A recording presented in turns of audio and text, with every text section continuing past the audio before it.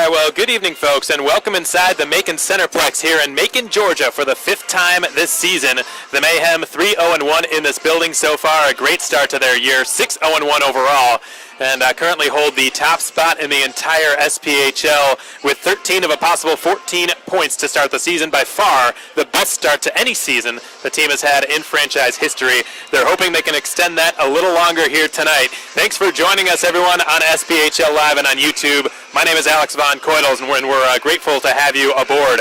Well, the Mayhem have proven it by now, folks. They are not messing around this season. They've won 6 games in a row. They've risen to the top of the league in points. They lead the league in goals and went a perfect 3-0 on their road trips up to Fayetteville and Knoxville, the latter of whom is in the house tonight here on Faith and Family Night to try and redeem themselves here in the second half of this home and home series. 2 of the Ice Bears' 3 regulation defeats this season have come at the hands of the Mayhem, and they'd like nothing more than to spoil Macon's first home game of November. One thing we know they can certainly use to attempt to do so is their power play. 3rd best in the SPHL, a 24.1% success rate overall, and that rate is even higher against the Mayhem this season. They've converted on 4 of 12 opportunities against Macon, which equates to 33.3%. They've really given the Mayhem penalty kill some headaches this year with 2 power play goals in each of the first 2 matchups they've had. With this said, it makes things rather obvious that staying out of the penalty box will be paramount for the Mayhem this evening, who have struggled doing that this season.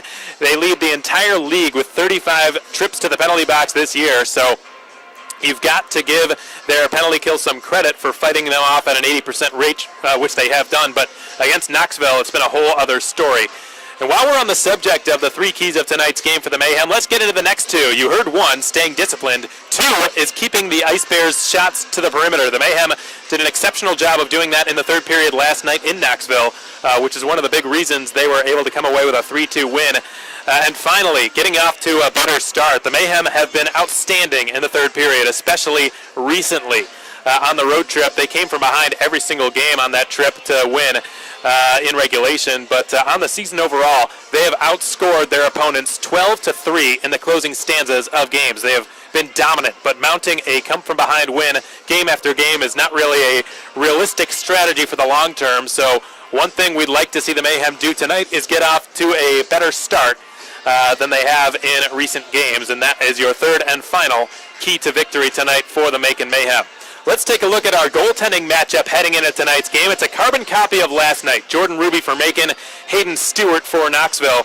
Both of them played very well yesterday up in Tennessee, kept the score close and tight when it could have been broken up numerous times from both sides. Ruby has won his last 3 starts for the Mayhem and ranks 3rd in the entire league in both save percentage.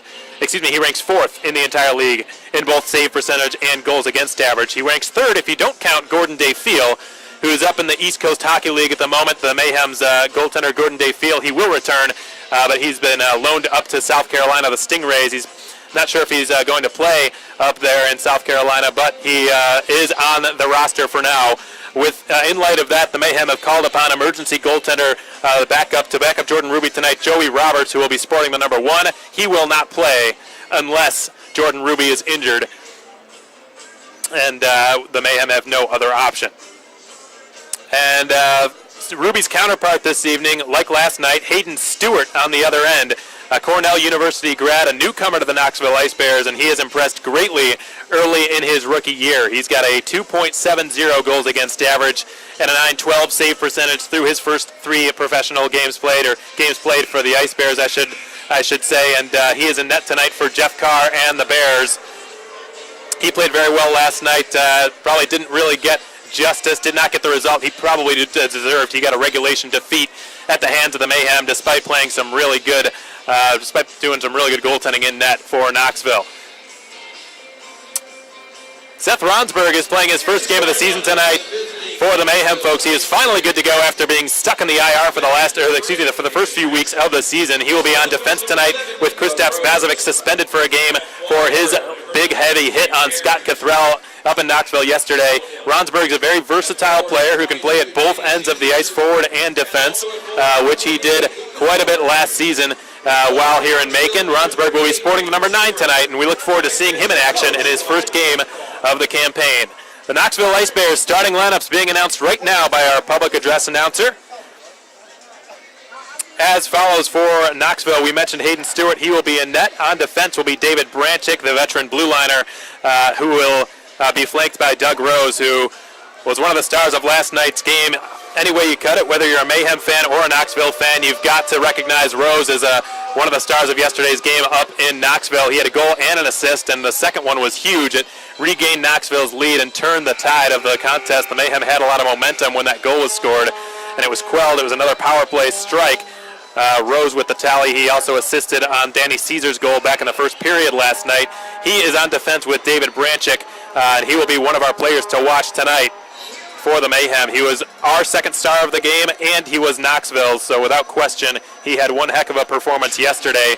Number 70, the blue liner, Doug Rose. Up front will be the man who I mentioned earlier, Danny Caesar, who opened the scoring with a left circle bullet last night on a Knoxville power play. Both of Knoxville's goals yesterday, by the way, folks, came on the power play. That's been their go-to, their bread and butter when playing Macon. Only one of their 5 goals they've scored against the Mayhem so far has come at even strength. Liam Cairns will be flanking Danny Caesar on his left, and Lucas Bombardier will be out there as well, who was the first SPHL Warrior Player of the Week to start the campaign off. He leads the Ice Bears in scoring, 4 goals, 4 assists, 8 points, 14 penalty minutes. It's been an action-packed start to the season for Lucas Bombardier, which, by the way, I've heard it pronounced Bombardier by Knoxville's broadcaster last night, so that's what we'll go with. We'll go with Bombardier, if I can remember to do so throughout the broadcast tonight, just to remain consistent with Knoxville's broadcaster, who did an outstanding job with his play-by-play and his color commentator, of course, calling the game last night, so a shout-out to the two there.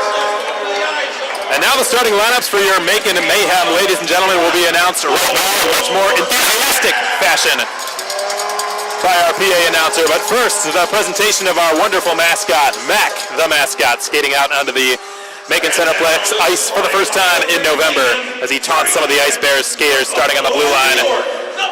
On defense, starting for the Mayhem, Larry Smith, the Niagara University grad, wearing the number 2 for the Mayhem, looking for his first point, hoping he can get it tonight. He will be flanked by Jake Fayella, number 4, on his right. Jake Fayella, Larry Smith will both see an increased workload tonight, presumably, with the absence of Kristaps Bazovics. And Sam Wilbur has been moved to the right wing. Starting as of yesterday, he was on the right wing for the first time this season as opposed to the center. He seemed to like it. He flourished last night alongside Caleb Cameron and his other line mate, who will be announced in a second. Caleb Cameron will be on the left flank of this young man. Cameron's got an assist in each of his last 4 games. Jimmy Soper, who has made his return recently, he debuted this season, played his first game of the season last night up in Knoxville. Jimmy Soper, wearing the number 13, a big-bodied centerman who could play hard at both ends of the ice, had a good start to the campaign last night up in Tennessee. We mentioned him earlier, Jordan Ruby, a very popular fan favorite here in Mactown, won a President's Cup championship 2 years ago. Back in 2017, he is going to be the rock in net this season, one of presumably 2 that the Mayhem can depend upon throughout the year. Jordan Ruby wearing the number 30, he will be countered by Hayden Stewart on the other end.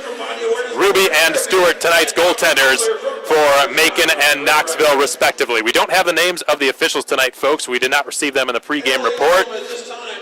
The national anthem will be sung momentarily here on Faith and Family Night. We've got a really fired up, pumped up crowd here at the Macon Centerplex, it seems, and we're really excited to be underway here for the 5th time this season. The Mayhem hoping to extend their winning streak to 7 games tonight. We'll be back in just a moment after the singing of our country's national anthem, which will take place here momentarily. Till then, keep it right here, folks. You're listening to Macon Mayhem Hockey on the Mayhem Broadcast Network. SPHL Live, brought to you by New Lion and YouTube.com. This Veterans Day weekend, we thank all of you for your service and dedication to our country.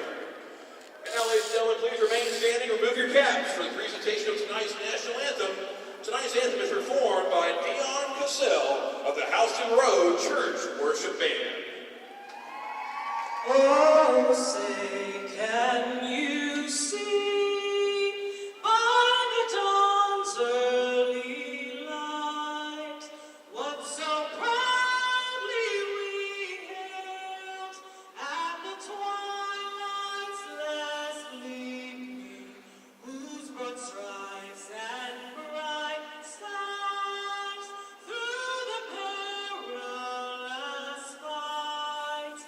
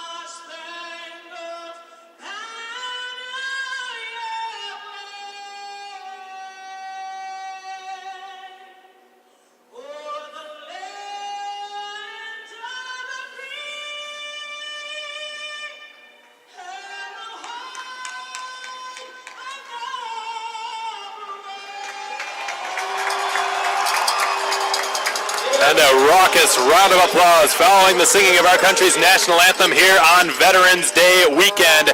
We're so happy to have you with us, folks. Tonight, Mayhem Ice Bears squaring off on the second half of this home-and-home series. The Mayhem up in Knoxville last night collected their 6th consecutive win. They now lead the SPHL with 13 of a possible 14 points throughout their first 7 games of the season, and they are off to a high-flying start. They are countered by a Knoxville squad that is middling in the SPHL standings at the moment, a 2-3-1 record. They have not collected a point yet from the Mayhem. They're hoping tonight can be their first. They've proven to be dangerous in a number of areas, folks. They're a high-scoring team. They also are extremely proficient on their power play. Their special teams as a whole have been stellar this season. 3rd best power play in the league, 1st best penalty kill. They've got an edge and a step on the Mayhem in both of those departments. So the Mayhem, you would think, would like to play the majority of this game at 5-on-5, if at all possible. In case you missed the starting lineups, we'll recite them for you again. In net for Knoxville, Hayden Stewart. Starting from the back up on defense will be David Branchick on one side, Doug Rose on the other, Danny Caesar, Liam Cairns, and Lucas Bombardier at forward for Jeff Carr and the Ice Bears. He's really loaded up all of his big guns up front to start this game tonight. In net for Macon, Jordan Ruby, Larry Smith, Jake Fayola on defense, Caleb Cameron, Jimmy Soper, and Sam Wilbur on the ice for the Mayhem to start things out. The Mayhem in their home white sweaters. They will be the home white sweaters for the first half of the year. Then they'll switch to home navy at the second half. Skating from your right to your left, the Ice Bears in their green with purple and orange trim, skating from left to right, and we are underway. It's been flung into the offensive zone by Macon's Caleb Cameron from center ice, played by Doug Rose, now behind his own net. He is pestered by Cameron. The puck trickles on net, and getting his first touch on the puck, Hayden Stewart, the Cornell University grad and native of Rockford, Illinois, who will be tending the pipes tonight for Jeff Carr and the Ice Bears. Had a really good start to his season, Hayden Stewart. And is hoping to build off his strong first couple of performances he's had whilst with the Ice Bears. Here's Jimmy Soper battling behind the net, turnaround bid by Wilbur, skitters through the goal mouth and wide.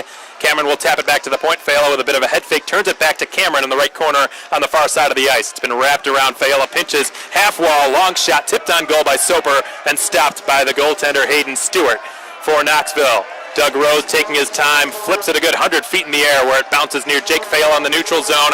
Battling for it, Liam Cairns trying to strip him of possession. The pass is outside of the reach of all targets in the area, and the Knoxville Ice Bears will reorganize in their own zone. Fire wagon changes taking place on both benches right now. The Mayhem with a fresh 5 on the ice, and play continues. We're a minute into the contest, scoreless and shotless so far here at the Macon Centerplex on Faith and Family Night. Thanks for joining us, folks, on the SPHL Live Network, as well as YouTube.com, our radio audio-only stream. The Ice Bears have just iced the puck. That icing call has been brought to you by Tropical Smoothie, as it was Jarrett Cup going back to play it. We mentioned it in the pregame show, folks. In case you missed it, Seth Ronsberg is playing his first game of the 2018-19 season. Ronsberg, having played 38 games here last season for the Mayhem, alternating between forward and defense tonight. Due to situational needs, he is on defense as Trask throws it through the crease and wide out the other side. It bounces off the half wall, and Sumalides gets it back now in the corner. Will attempt to rattle it back to Jarrett Cup at the blue line with a long shot that skittered off the knee, it looked like, of Doug Rose. He will swat it up the wall on the near side. Trask up to the deep slot, turning and keeping into the zone is Sutliff, who will put it behind the Knoxville goal. Overskated by Sumalides, picked up instead by Joe Tolles, who will skate it out of harm's way for Knoxville. Pursuing it now in the left corner for the Ice Bears is Anthony McVeigh, who had a couple of points last night, both of which were assists. Though there was some question as to who scored the last goal the Ice Bears had. It went from McVeigh originally to Doug Rose ultimately. And now it's Brandon Fade swatting one ahead but not out, kept in the zone, fired towards the net, blocked by the skates of Jarrett Cup, who will backhand it past his own blue line and out to neutral territory. The Mayhem scrambling to get a few last-second line changes underway, and now the alternate captain, John Seamer, will weave with it in the neutral zone. From the red line, he will one-hand it into Knoxville territory, and now it's picked off by Sargis and lost and given back deep into the Knoxville zone. Alex Adams has it. He's harassed by Justin Levesque, who steals it off his stick and turns with it now. He's pinned to the half wall on the near side. John Seamer kicks it up to his stick, and from the corner he will battle for it near the Carrabba's dasher board behind Knoxville's goal. There's got a fight breaking out early on. Stathis Sumalitis and Joe Tools going at it in the Knoxville zone in the far corner. Sumalitis and Tools. Sumalitis went last night. The fight did not last anywhere near as long as I think he would have liked. Sumalitis gets the takedown. A good couple of rights thrown in on Joe Tools' jaw. And Stathis Sumalitis is victorious in his second fight of the season.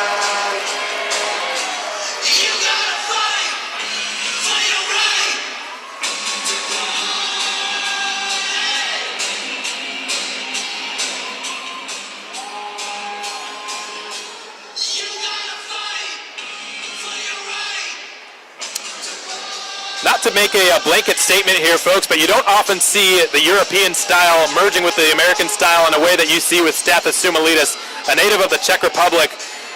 Seldom do you see European players who are not really taught fighting as much as Americans and Canadians are in the hockey schools in Europe, and yet Stathis Sumalitis trying to debunk the stereotype, getting into 2 fights in as many games, and this time winning it handily.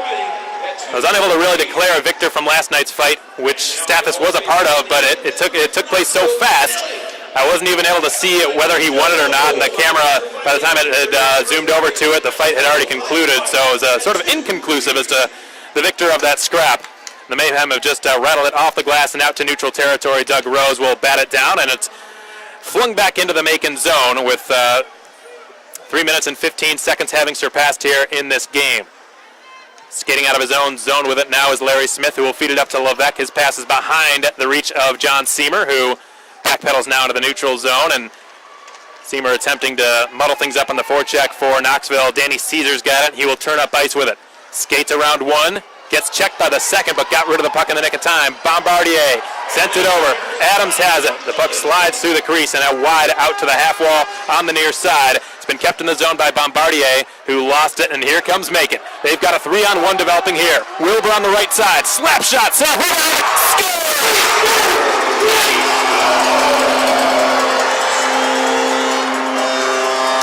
Jimmy Soper scored his first goal of the 2018-19 season. It only took him 2 minutes to do it.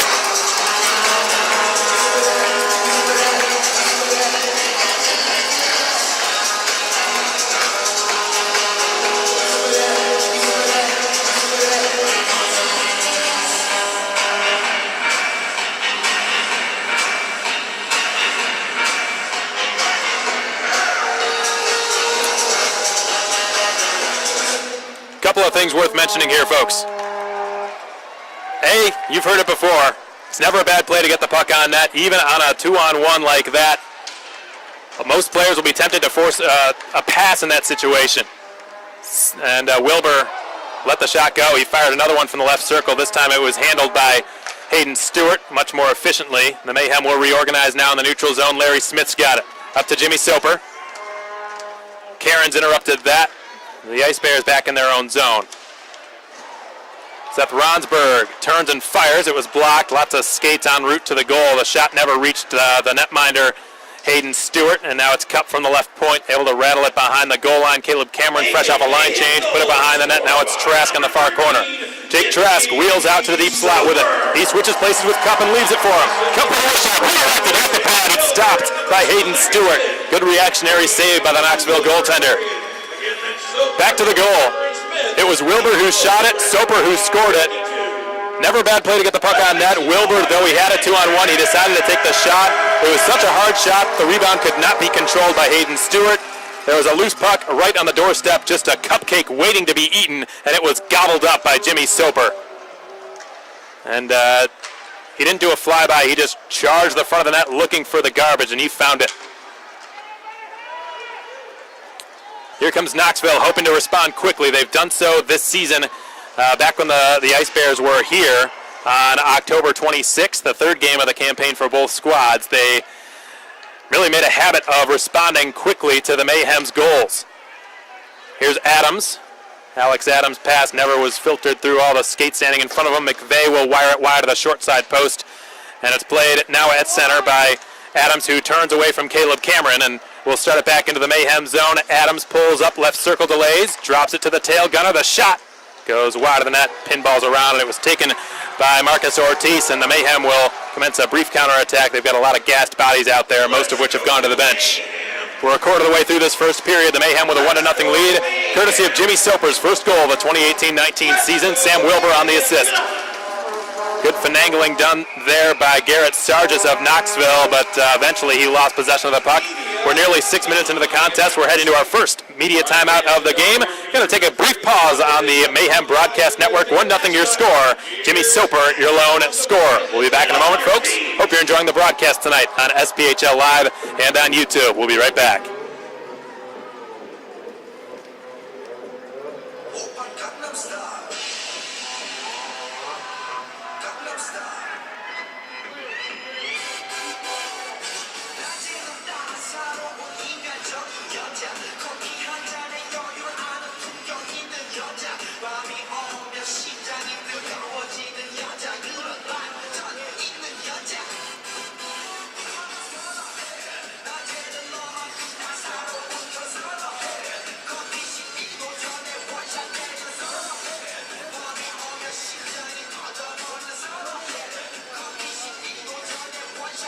Score update from Athens.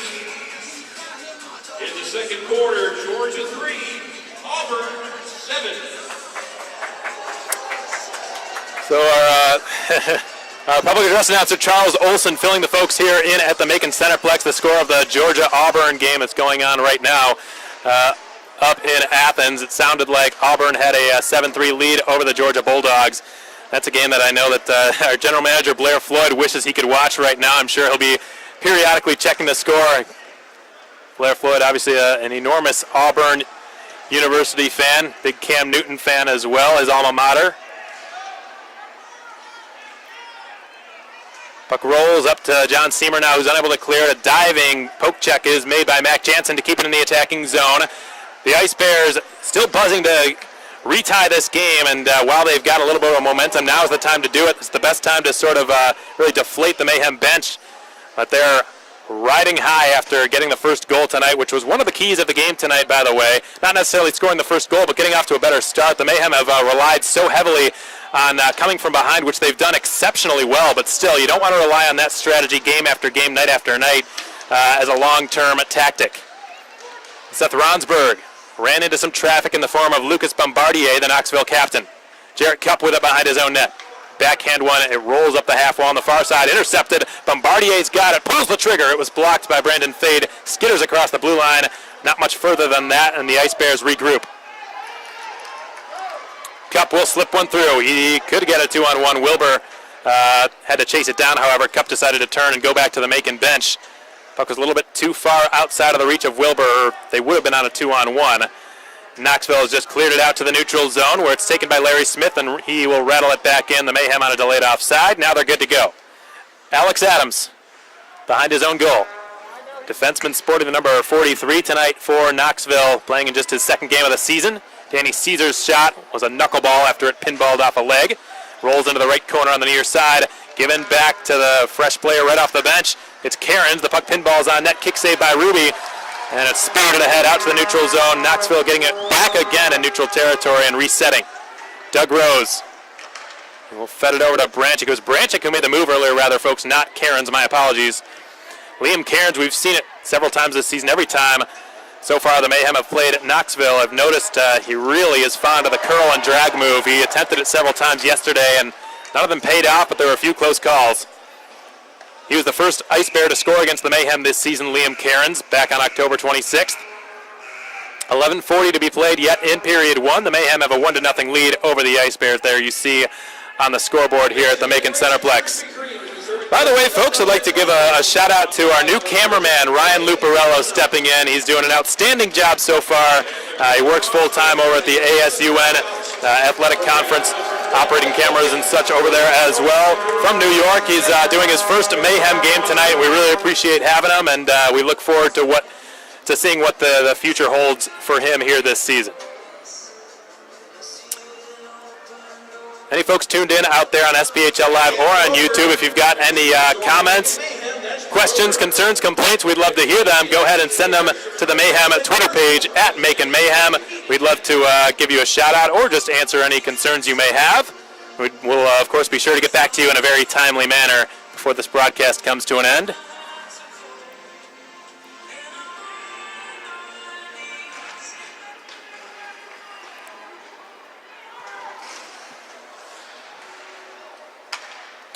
Shout out to Mike Campos as well over at the Sin Bin, who got the goal from Jimmy Soper, his first of the season, up on SPHL Live so quickly, or excuse me, up on Twitter so quickly.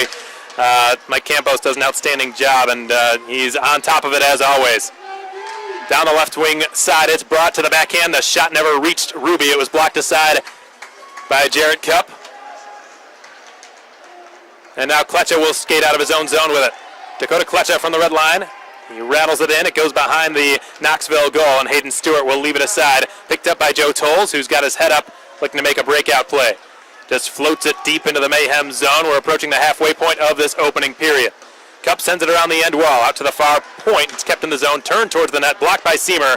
Back to Branchick, given over. One-timer is stopped by Ruby. He was able to deny Marcus Ortiz. Good cross-ice pass, and a good find there. From circle to circle, it was Branchick who fed Ortiz the pass.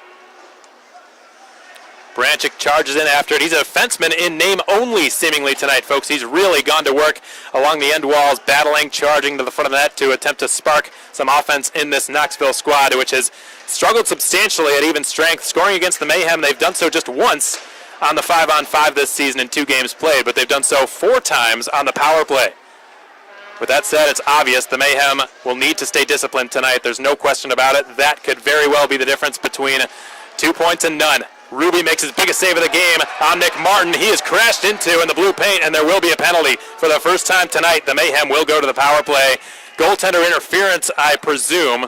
Jordan Ruby back on his skates, and the Mayhem know that they really have to protect him tonight. Gordon Dayfield is up in the ECHL. The Mayhem do not have a dependable backup tonight. Well, at least we haven't seen Joey Roberts play, but he's an emergency backup goaltender, and one could assume that they would not like to throw him in a situation throwing him into the fire, essentially. So the Mayhem know that. They know that they have to protect Ruby at all costs and make sure he's good to go, and he's a tough guy. He was able to shake it off. Mac Jansen in the box, the Mayhem to their first power play of the game. This Mayhem power play is brought to you by Wild Wing Cafe. As it stands right now, the Mayhem's power play ranks just 9th in the SPHL, second to last. They've converted on 13.3% of their opportunities. The good news is, however, Jake Trask is out there. He's got all 4 of the Mayhem's power play goals this season. He's also scored a goal in each of his last 6 games. Caleb Cameron from the corner on the near side up to Jake Trask. Into the deep slot it goes. Minerva, slap pass to Cameron. Tries to do the curl and drag move. Lost it. Bombardier's cleared it all the way down with help from Danny Caesar. And Ruby will leave it out for the 22-year-old blue liner, Nick Minerva, who's got it now behind his own net. We've crossed the halfway point of period 1. Mayhem 1, Knoxville 0. As Minerva makes the breakout pass to Jake Trask on the right side. Half wall, outer hash marks will rim it behind the net. Justin Levesque. A skillful play to keep possession of it for the time being, but he's sandwiched off the puck by Branchick. It's been cleared. 9 minutes remain in the first. 1-0 Macon. We're halfway through this Wild Wing Cafe power play. Ortiz is first to it for the Ice Bears. He will just send one into a vacant corner, now occupied by Derek Sutliff, who drops it to Brandon Fade, and here comes Kletcha on the right side. Kletcha with a rink-wide saucer pass that lands flat for Justin Levesque on the near half wall. It's battled for behind the goal by a pair of sweaters from either side. Kept in the zone left point. Fade will skitter it down to Seamer, outer hash marks left circle. Seamer's cross-ice pass was well behind the intended target. It was Sutliff over there. Fade keeps it in the zone for the time being. Sutliff does so as well. He will feed it down to the goal line. The pass across to Seamer. It ricocheted off the stick of Knoxville's Stefan Bricado. Bricado scored a phantom goal last night that didn't end up counting, and it really was the Knoxville faithful were not happy about that, because the Mayhem would end up capitalizing on the turn of momentum, scoring just 30 seconds or so after the disallowed goal scored by Stefan Bricado due to a dislodged net. John Seamer, left corner, drops it to Justin Levesque from the goal line, flutters it in front dangerously, and the referee's got his arm in the air. There will be another penalty. Who will be the culprit this time? We'll find out in just a moment. Less than 8 minutes to go in the first period. The Mayhem dropping to 0 for 1 on the Wild Wing Cafe power play, but they've got some momentum here. Heading into our second media timeout of the period. When we come back, we'll let you know who's in the sin bin going forward. We'll be back in just a moment, folks. You're listening to Macon Mayhem Hockey on the Mayhem Broadcast Network.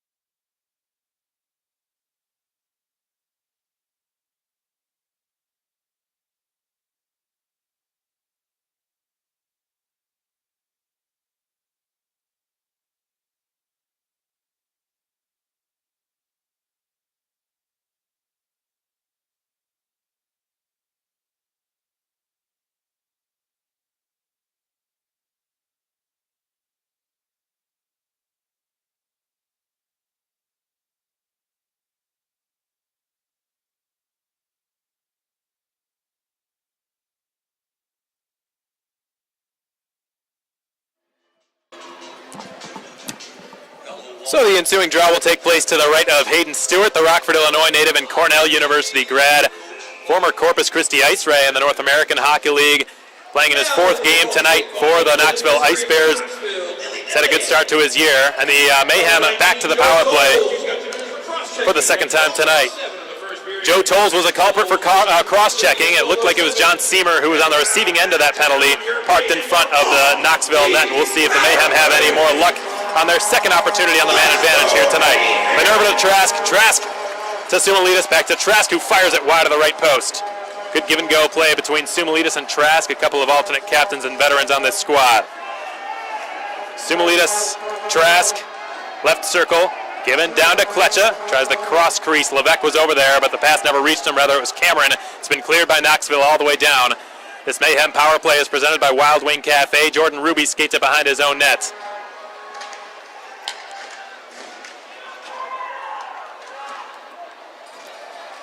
Soper pickpockets McMartin in the neutral zone. Levesque drives. He scores!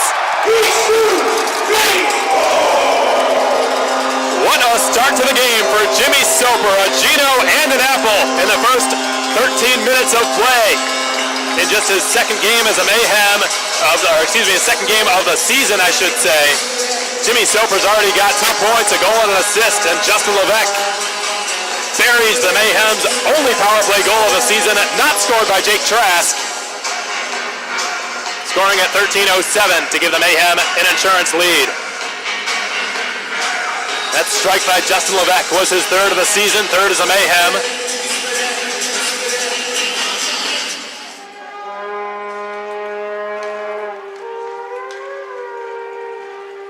And that insurance goal was brought to you by Country Financial Insurance.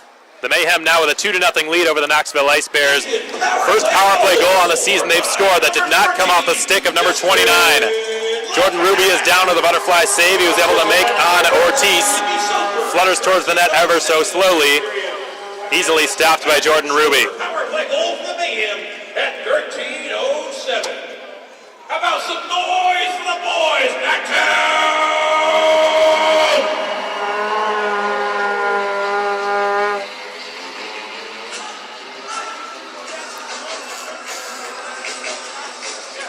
Mayhem winning the defensive zone draw. Jake Fayella able to flutter one up towards the point. Squeaks past Joe Tolles, who was just in the box after that goal was scored. He is flattened in the neutral zone by Jimmy Soper, the man who just made him pay. Rather, it was McVeigh who Soper flattened. And speaking of players getting flattened, folks, if you didn't hear on the pregame show, Kristaps Bazovics is suspended tonight for the Mayhem for that high hit he delivered up on Scott Cathrell yesterday. And here's a chance for Soper. He fired it over the right corner of the net, just missing. He only had 3 points in his first 16 minutes of the game. Wilbur left circle, slap shot, chest save by Hayden Stewart. And this is a little bit resemblant of what we saw the first time these teams got together this season, folks. It was a high-flying, high-scoring affair. 6-3 was the final score in favor of Macon, and Knoxville just really struggled defensively. They were pretty porous, and their goaltender, Michael Santaguida, left out to dry probably a few times too many in that game, and they're hoping to shore things up a little bit defensively and give Hayden Stewart a chance to keep his team in this game. Justin Levesque winning the offensive zone draw. Ronsberg delivers to Kletcha in the left circle, who shoots. I think it went off a piece of the equipment of Hayden Stewart and stays out of the net. Now it's picked out by Doug Rose, who's harassed by Dakota Kletcha. Kept in the zone, right point Minerva. Slap shot, redirected. Mask save is made in goal by Stewart after the change in direction. Minerva with another attempt that goes off the paddle, it looked like, of Hayden Stewart. Another small kerfuffle taking place in between the hash marks between John Seamer and looks like that's Knoxville's it's Charlie Graniff. No, it's Branchick. My apologies. And some pushing and shoving taking place now in the near corner. Puck remains in the Knoxville zone as it's scooped up by Ronsberg and flung over. A D-to-D pass attempted for Jarrett Cupp, who skates down to the corner with it on the far side and rims it around. The Mayhem trying to complete this line change, all the while keeping the puck in the attacking zone. We're in the 4th and final quarter of the first period now, with 4:40 to play here in period 1. The Mayhem with a 2-0 Country Financial Insurance lead. Trask, the attempted centering pass was interrupted by Mac Jansen, who sends it over to Doug Rose. Excuse me, that's Garrett Sargis. He will put it behind the Macon net, and Ruby will leave it now for Jarrett Cup. Cup up to Trask. Trask's pass is well behind Sumalides. Bombardier up to Danny Caesar. Opened the scoring last night up in Knoxville against the Mayhem with a power play snipe from the left circle. Sumalides and Sutliff trying to steal it from Adams. They would have been gone on a 2-on-1 had they done so. Got to credit Adams for preventing that from happening, saving another headache for his goaltender in the first period. Cup feeds it to Fade in the far corner. Down there deep in the Mayhem zone. He's harassed by Liam Cairns, and the puck squirts free out to Jake Trask. Trask skates away and feeds it over to Jarrett Cup. Cup's pass never reached Cameron, who was lurking in between the two defensemen. Branchik and Adams would have been gone on a breakaway. The pass reached him. The Mayhem right now out shooting Knoxville by an 8-2 margin. And now it's Alex Adams motoring in through center across the blue line. Adams still with it, creeps in and shoots. Ruby cut off the angle beautifully and makes a chest save. Jordan Ruby remaining perfect in this game. He was exceptionally strong in net last night for the Mayhem. Jordan Ruby made 25 of a possible 27 saves to earn his third consecutive victory for the Mayhem. And this is, we can assume, a pretty special night for Jordan Ruby here on Faith and Family Night. He is a very devout young man, very well versed in his faith. And here on Faith and Family Night, it's fitting that he gets the start with a chance to win his fourth consecutive game.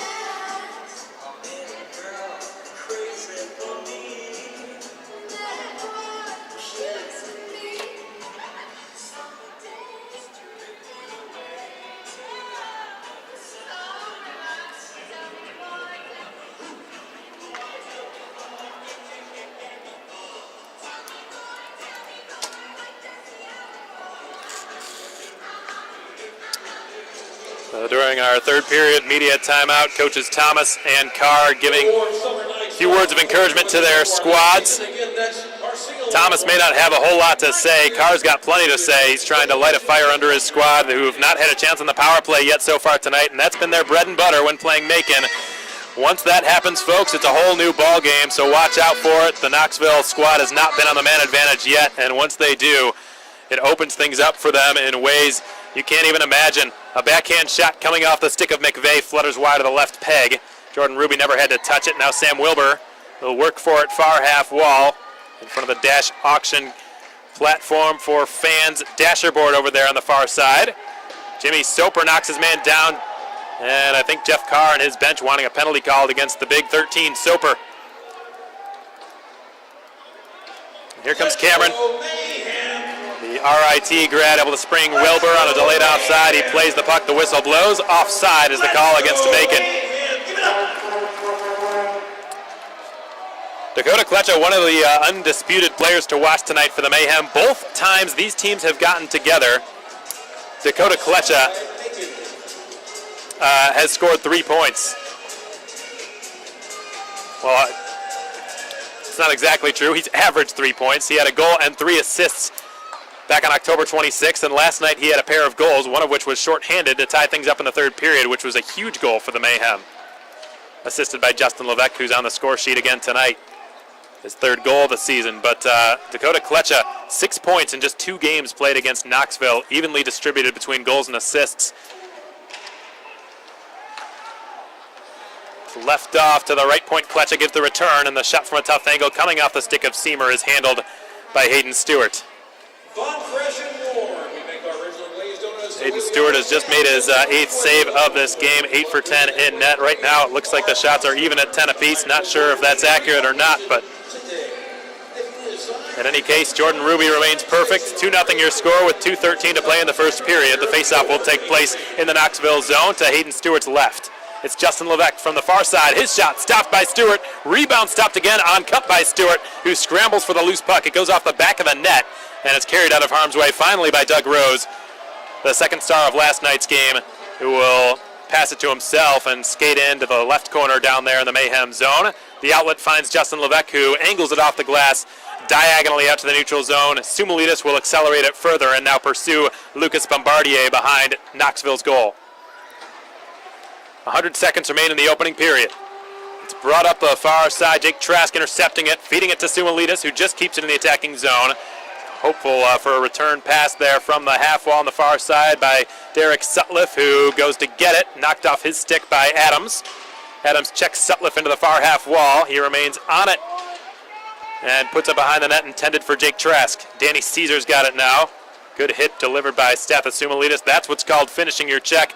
Boys, he had a black and blue period, the native of the Czech Republic, with a fight and a big body check just moments ago.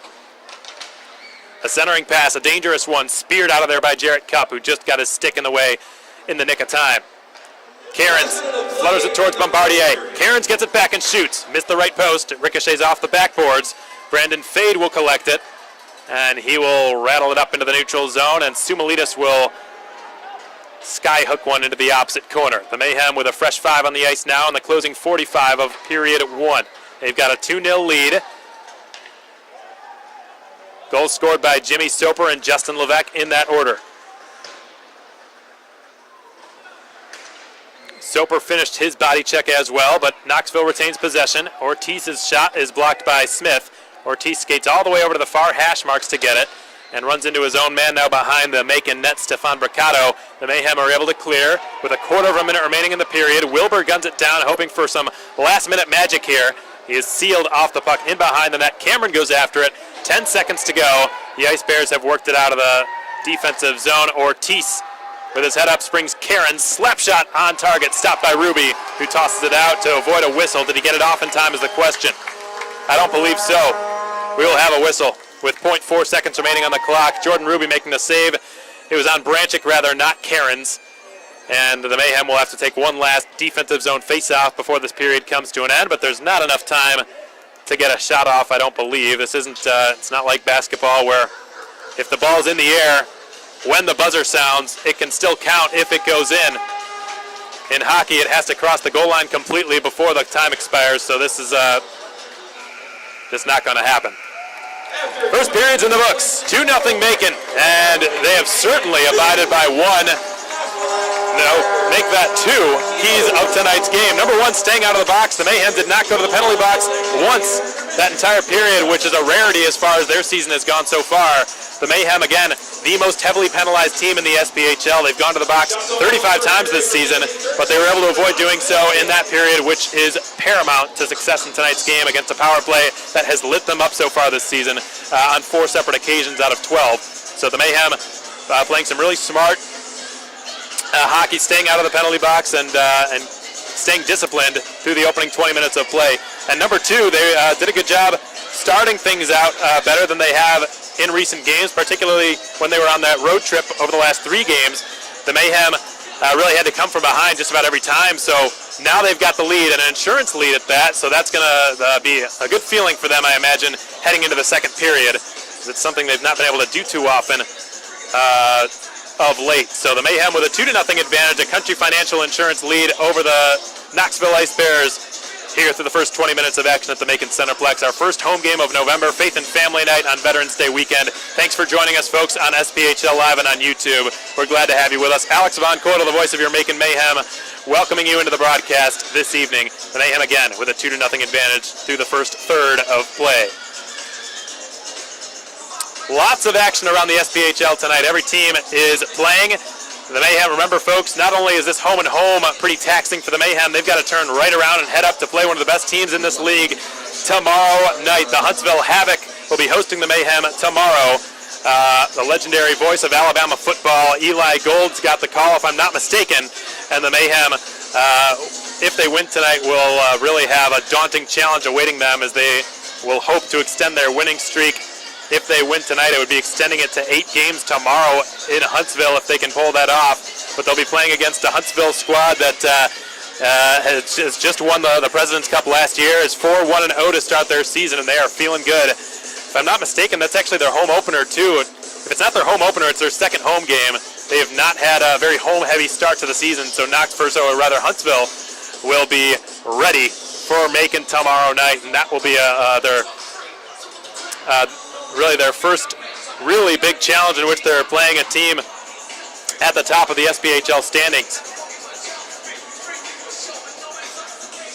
But that is not until tomorrow, and as of right now, the Mayhem need to stay focused on this game.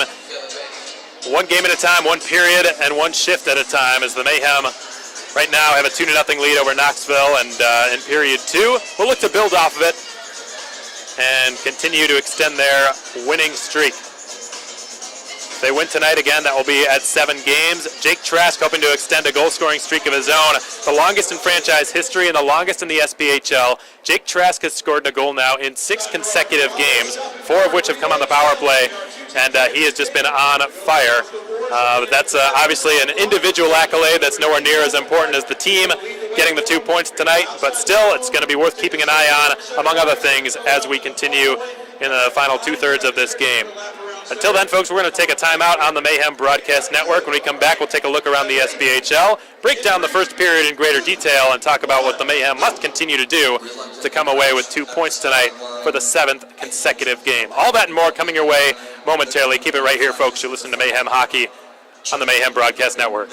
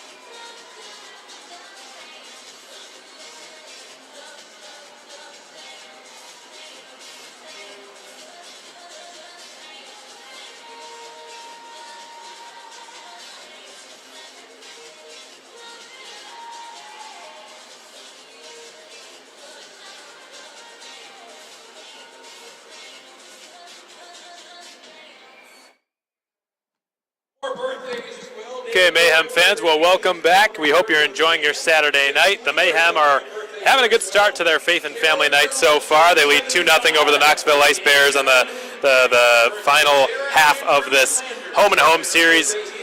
The Mayhem hoping to improve to 3-0 against the Ice Bears on the season and extend their winning streak to what would be 7 games if they can pull off a 2-point victory here.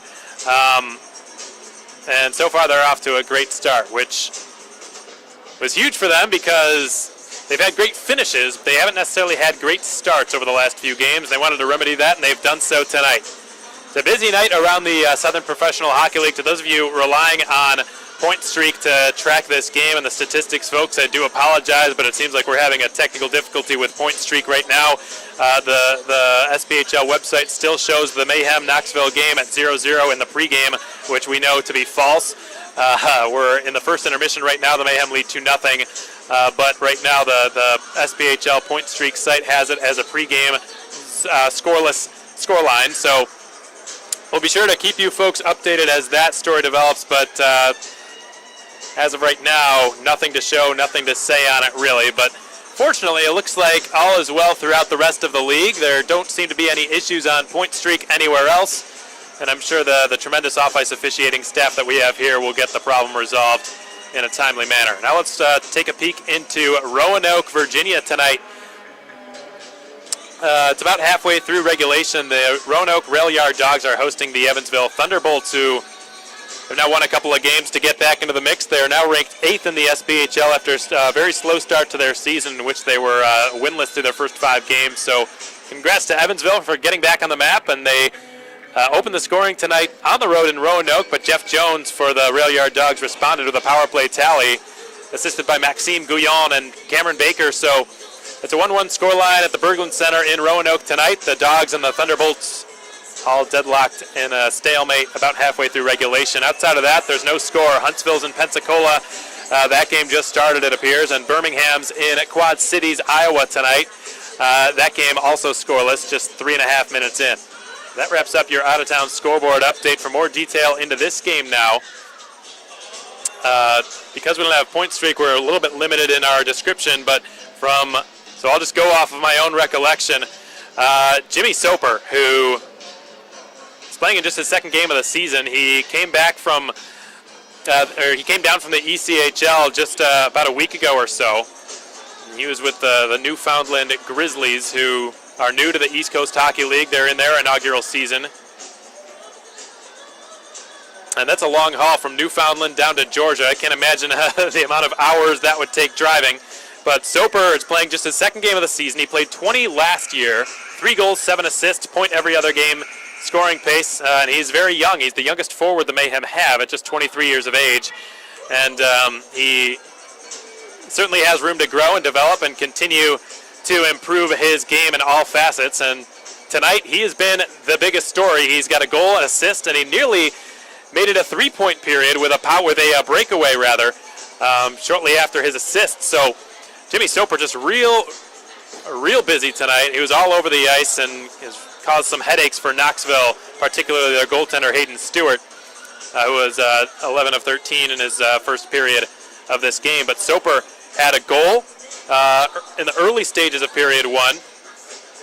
He drove to the front of the net on a 2-on-1. Sam Wilbur down the right side decided to take a slap shot, which trickled through the paraphernalia of Stewart, and the loose puck laid right on the doorstep, just waiting to be smashed home, and it was by Soper, who scored his first goal of the 2018-19 season. He also assisted on Justin Levesque's 3rd goal as a Macon Mayhem. He pickpocketed Brandon McMartin of Knoxville in the neutral zone, stole the puck, and sprung Justin Levesque down the right side, which was off wing, by the way, and Levesque just motored to the front of the net and tucked it past Hayden Stewart to give the Mayhem a 2-0 lead with a Country Financial Insurance goal. Soper would also get a breakaway, but he misfired over the right elbow of the net. So we remain at 2-0 in favor of Macon. All 3 keys of tonight's game have been executed to perfection by Macon. They've stayed out of the penalty box. Didn't go to the sin bin at one time, but for the fight taken by Stathis Soumalides. They kept opposing shots to the perimeter. Knoxville really had limited scoring opportunities. They had a few good chances that Ruby had to snuff out, but really nothing to write home about. So the Mayhem, you've got to give their both forwards and defensemen credit for keeping Ruby's job relatively easy, certainly more easy than Stewart's job was in the first period. And then a stronger start. That was the third key of the game, and perhaps the most important of all, because the Mayhem have had such great finishes to games. They've outscored their opponents 12-3 in the third period so far this season. The first period, it's been a lot more middling than that. It's still been good, but it hasn't been quite that good. The Mayhem certainly remedying that so far tonight, but they've got a long way to go. 40 minutes remain to be played, and they start now. The puck drops at center ice near the Mayhem logo. Larry Smith in possession in front of the opposing bench.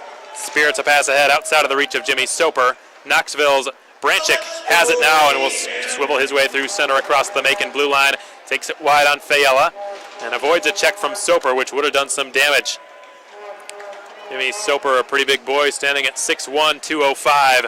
Long saucer pass, bounces off the half wall for Wilbur, who fired it off the pads of Hayden Stewart. Picked up in a dangerous area. Doug Rose is smashed into the corner by Derek Sutliff, who gets the pass from Fade and spins it below the net. It was Soper, rather, not Sutliff, who delivered the check. Jimmy Soper right now slated to be the first star of this game if he continues playing like he had in the first period. Sutliff was just held on to and hooked by Danny Caesar of Knoxville, and the Mayhem will be going to their third consecutive power play here. 1 for 2 on the night so far. That's an area they're looking to improve. Justin Levesque with the lone power play goal. That has not been scored by Jake Trask so far this season. He had scored the first 4 PPGs for Macon, and you don't want to be a one-trick pony, obviously, especially with all that firepower on the power play. So credit Justin Levesque and the Mayhem for getting their Wild Wing Cafe power play off to a pretty good start tonight. We'll see if they can continue it. Caesar's in the box, 2 minutes for hooking, and the Ice Bears with a long shot. It's Anthony McVeigh, the short-handed bid on goal. Ruby able to routinely deal with that, though he did lose it after it fluttered a good 40-plus feet in the air. Cameron with a backhand pass up to Sutliff, who will carry now behind the opposing net. It's Sumalitis, rather, and he brings his man down on a scrap for the puck. There will be a penalty, I believe, called against the Czech power forward. Tripping is the call. And Stathis will head to the sin bin. We go to the 4-on-4.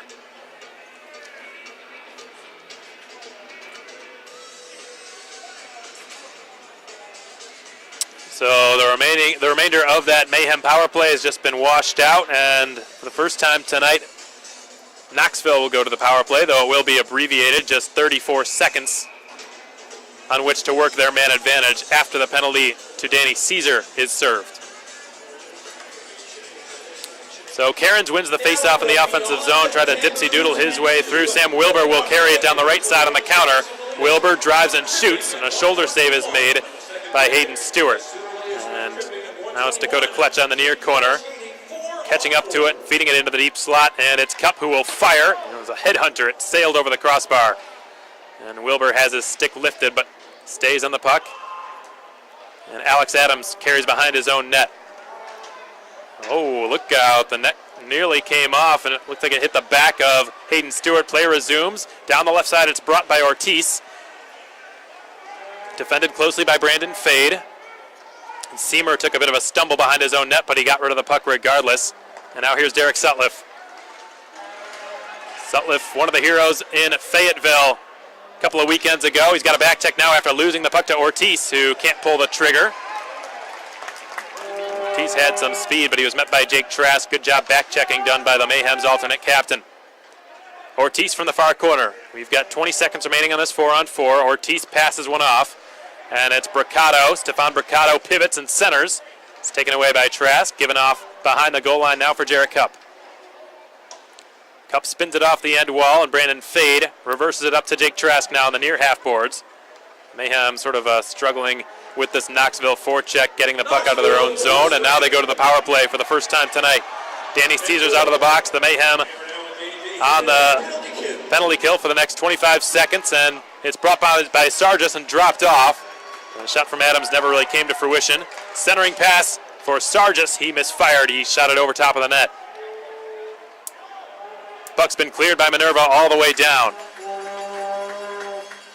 Mayhem penalty kill is brought to you by J&J's Heating and Air Conditioning, and it's just about come to an end. The Mayhem will improve to 1 for 1 on the PK. Knoxville improving to 2 for 3. Mayhem killing, making that full strength. Stathis Sumulidis fresh out of the box will chase it down, and he slams Adams into the boards. Levesque drives to the net. The save is made by Stewart, who scrambles in the crease and makes the stop again. Got a loose water bottle behind him down there.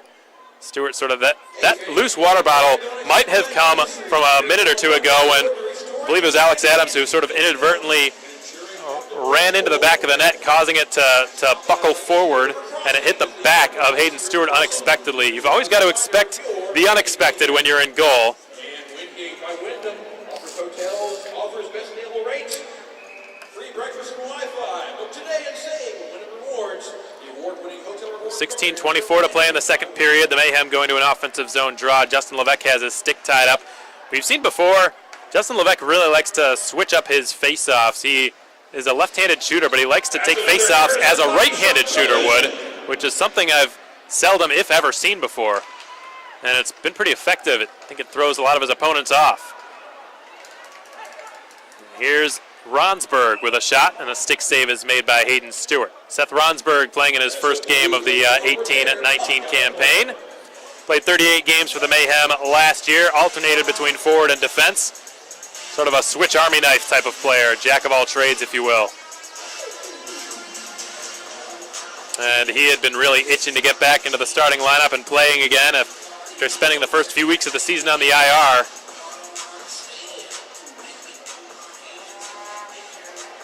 Knoxville winning the defensive zone draw. Loose puck collected by Wilbur in the far corner. Set up to Fayella from the left point, his off point. His shot never reached Hayden Stewart. Smith now right point. Fayella and Smith are on the opposite sides. So the one-time option is open if they can find a way to pull it off. Sam Wilbur will bounce it back to the left point. Cameron is manning that position, and now he will fling it over to Smith in the neutral zone. Swings it past Liam Cairns, and Wilbur goes after it, but it's met first by Alex Adams, who slaps it up to Lucas Bombardier. Skate-to-stick reception. He drives, backhands it off the stick of Smith and out of play.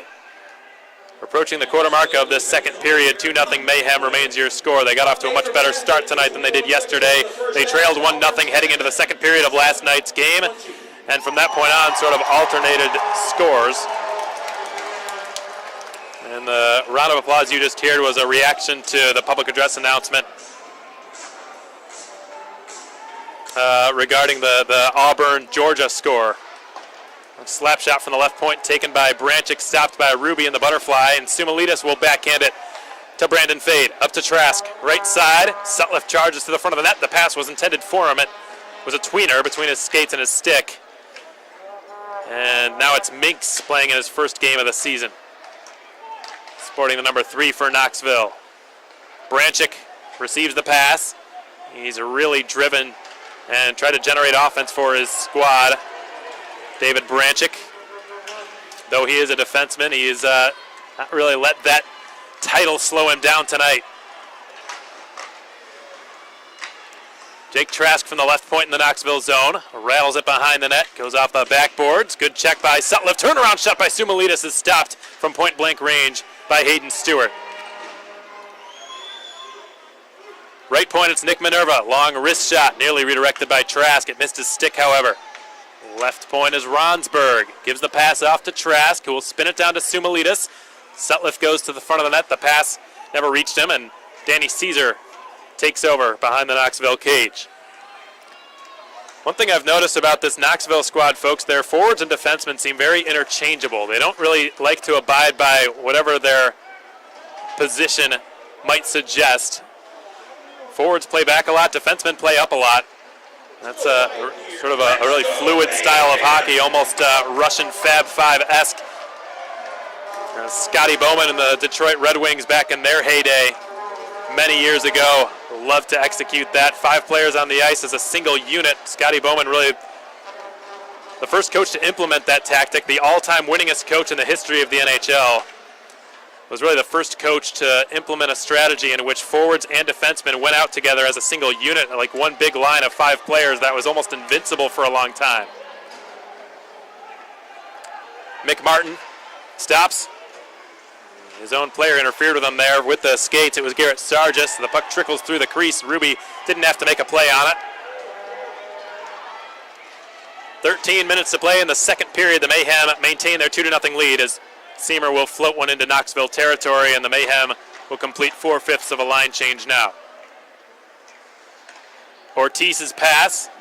He was hoping for Sargis. He caught up to it, but he's sandwiched between, looked like Soper and Larry Smith, the latter of whom will backhand it up into the neutral zone. Sam Wilbur will slide one into the right corner. Jimmy Soper is checked by Tolles. A glove comes off, and it belongs to Soper. Cameron with a shot. It was a weak one as he was partially interfered with while releasing. And Soper up to the slot for Fayella, whose shot tipped by Wilbur over the net, and it goes out of play over the backboard glass. And fortunately for Hayden Stewart, because I'm not sure he saw it with all those bodies standing in front of him, Fayella taking a good screenshot. Jake Fayella scored his first goal of the season in the Mayhem's first weekend, back on home opening weekend against Fayetteville. Jake Fayella with a goal and an assist through 5 games played so far this season. He and all of the Blue Liners are having to really pick up a lot of slack now tonight in the absence of Kristaps Bazovics. And I was not aware of this until today, folks, but in the SPHL, when there's a suspension handed out, only 17 players are allowed to dress the following day, so the Mayhem are down a player. And obviously, Bazovic's unavailable. Somebody else had to step out, and that player tonight was Alexander Taulian. He is not in the lineup for the first time this season. He is a healthy scratch. And it was really just a matter of the circumstances. Of course, Kristaps Bazovics being suspended after that high hit he delivered yesterday on Scott Cuthrell. Some debate over whether it was a clean hit or not. Yes, he got him up high. Scott Cuthrell, not the tallest fellow as well. You've got to keep that in mind. And Kristaps Bazovics certainly not the sort of player to have any sort of malicious intent when he goes in for a check like that. There's an open ice hit, and Cuthrell didn't have his head up. Not defending the hit necessarily, just sort of arguing from both points of view here as Stathis Sumilidis will fire from the left circle and snagged by Hayden Stewart. You can see where both sides are coming from is my point, and Kristaps probably not too happy that he had to sit tonight's game out, but things like that will happen. It was a impulse decision there, and he was assessed a 5-minute major and a game misconduct for the hit. Whether or not that was appropriate punishment, sort of up for debate and consideration. There are times when it's obvious that a 5-minute major and a game misconduct must be assessed as well as a suspension. I'm not sure that that was one of those times.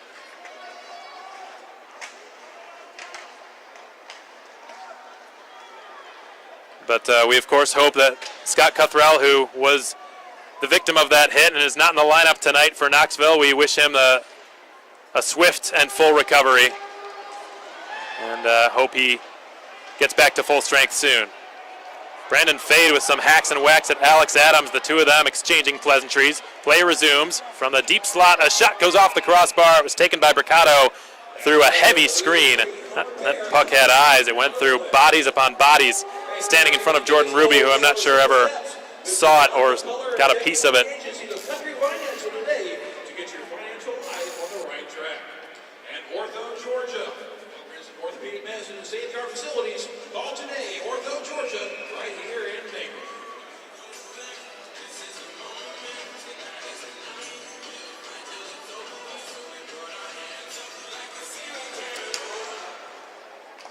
So it's Doug Rose keeping it in the attacking zone from the blue line. He fed it over to Minks, and the Knoxville squad has scored on a turnaround shot from point-blank range. Looked like it went through the 5-hole of Jordan Ruby, and Liam Cairns, his second goal against Macon this season, 3rd overall, has just cut the Mayhem's lead in half. It's now 2-1 in favor of Macon.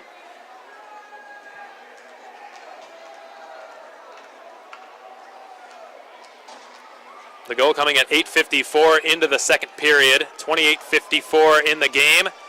And Liam Cairns with his 3rd goal of the season makes it 2-1. The Mayhem have relinquished their Country Financial Insurance lead. So a broken play that led to a goal from Cairns. And we've got ourselves a game. Caleb Cameron reverses it into the Knoxville zone. Doug Rose sends it around to the far half wall. Danny Caesar is checked by Sam Wilbur, who's got half a helmet right now, just sort of dangles there and falls off his head. A shot from Fayella skitters over the net, and it's picked up by Soper now in the corner on the far side. And now Tyler Minks will just skate it out of harm's way. Here's a chance for Cairns again. He drives, he shoots, he missed the left post. Liam Cairns with a glorious opportunity to score back-to-back unanswered goals and tie the game single-handedly for his side. Bombardier sent it across, and the shot is on and stopped by Ruby. Bombardier with excellent vision. He flung one circle to circle across the slot. Somehow it found its way through all those players and sticks. And I believe that was Branchick who took the shot down there on the far side. Ruby with an excellent lateral stop.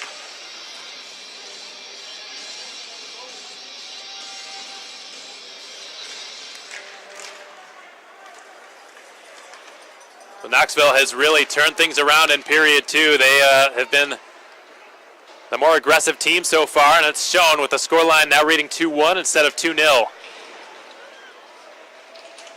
Fade slips it through a bit dangerously in front of his own net, but no harm, no foul, no gray sweaters were there. Jarrett Cupp's got a turn and back check now. He defends Sargis. The shot is taken by McMartin, stopped by Ruby with his glove.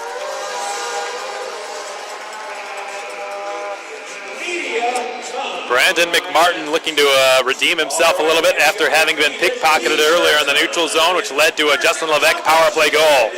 That's the last goal the Mayhem have scored, but they maintain their lead. It's 2-1. We've crossed the halfway point of regulation. 9:49 to play in the second period. Macon with a 2-1 edge over the Knoxville Ice Bears. 21-15 your shots on goal in favor of the home side.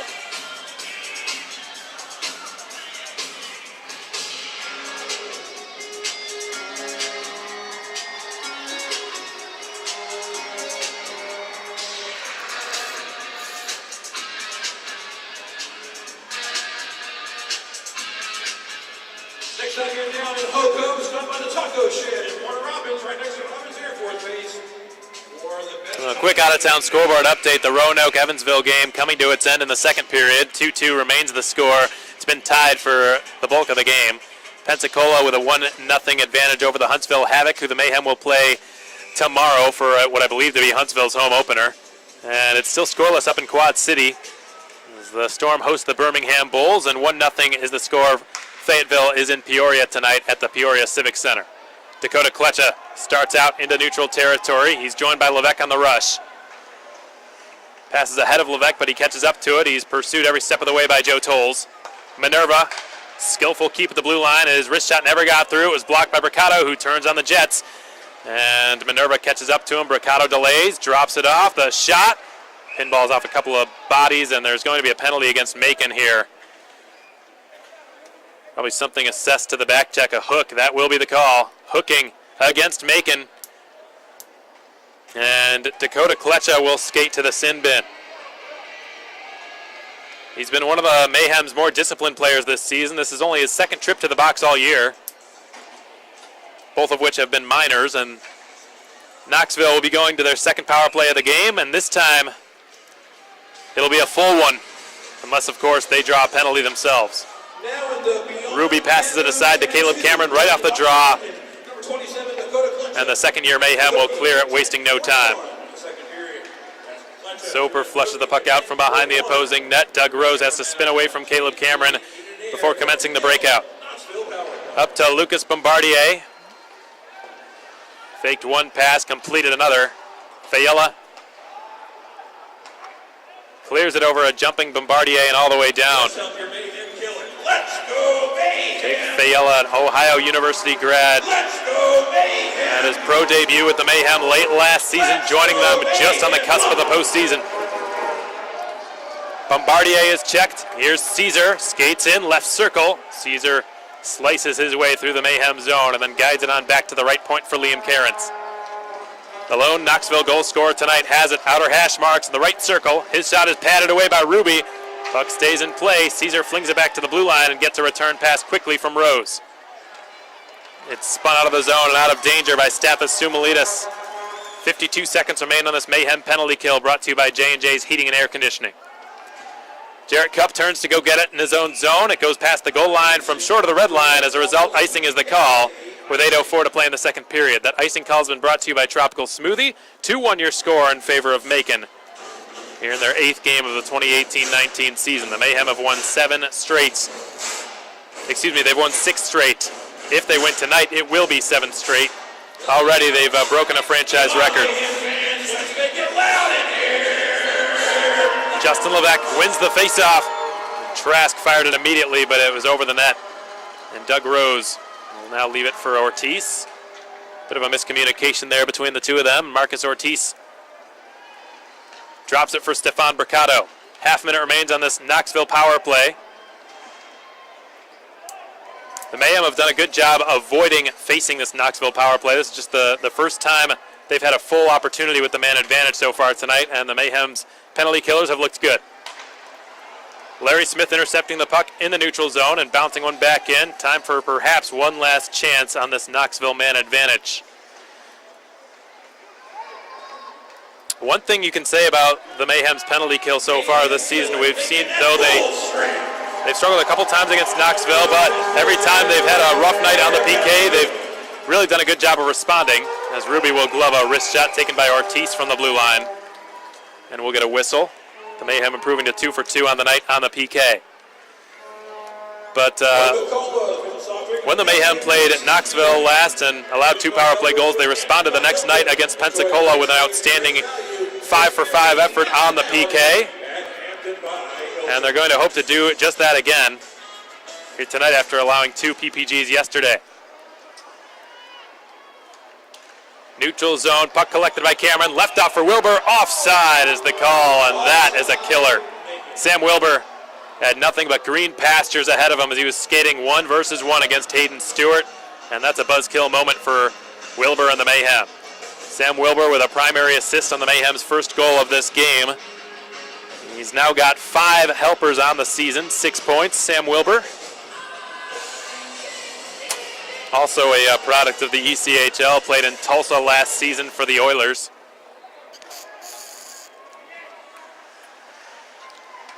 Branchik with a home run pass that was partially interrupted by Minerva, but it's still taken by Bombardier in the far corner. Battles for it. Minerva cuts it off, and he's upended. No penalty for either side. Minerva gets it back and sends it up to Jake Trask. Trask bounces one below the Knoxville goal line. It's paddled aside by Hayden Stewart and whacked up the wall and kept in the zone by Sutliff.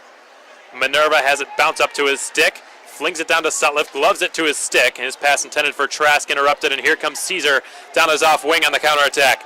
He's got a man trailing closely behind him and attempts the more aggressive play instead, which was intercepted.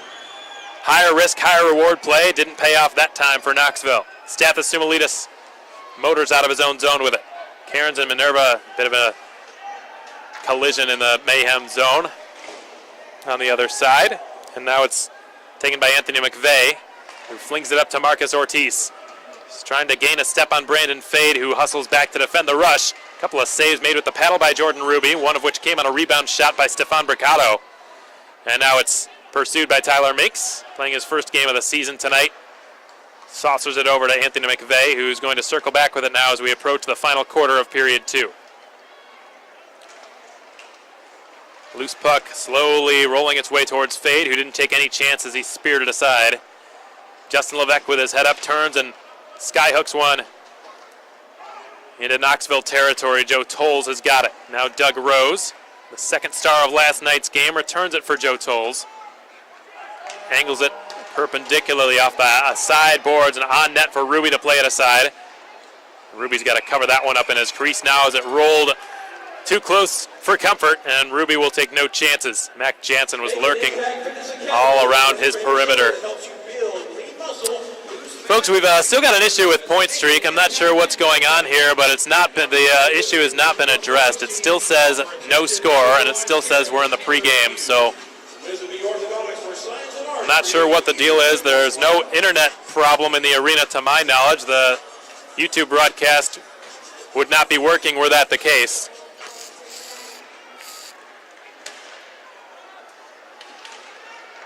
As Ruby covers up another dangerous cluster in front of his own goal, and there's some pushing and shoving that takes place after the fact. Brandon McMartin's got a grapple right now. Looks like that's Jimmy Soper with whom he's entangled, and the linesmen are going to separate the two of them.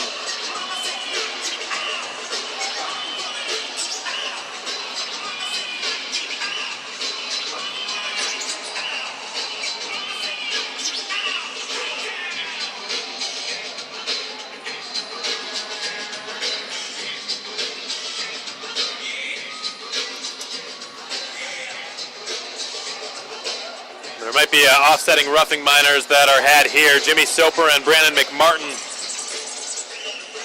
getting into a heated disagreement behind the Ruby's goal line. No further punishment will be assessed. Play is allowed to continue here. 5 skaters aside.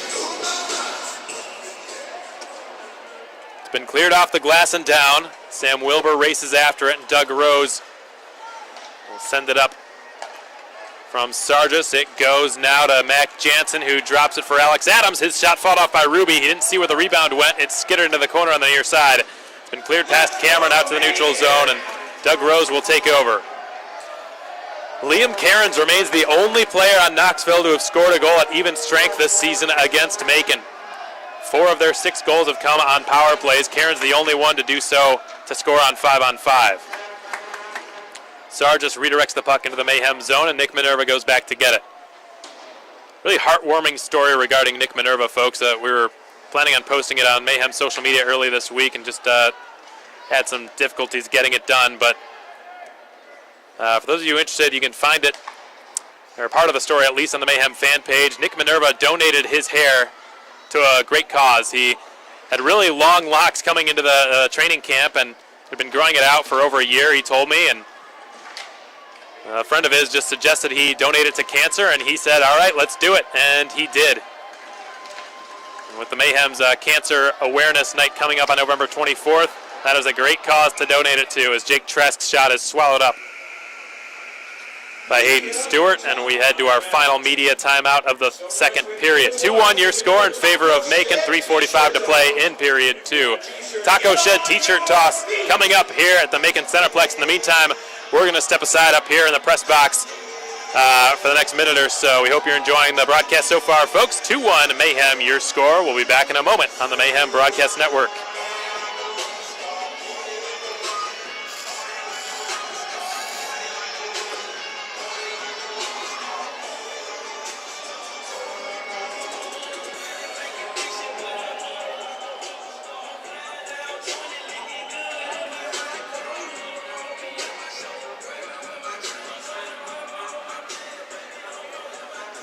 Their t-shirts off, brought to you by House and County's Best Tacos, the Taco Shed.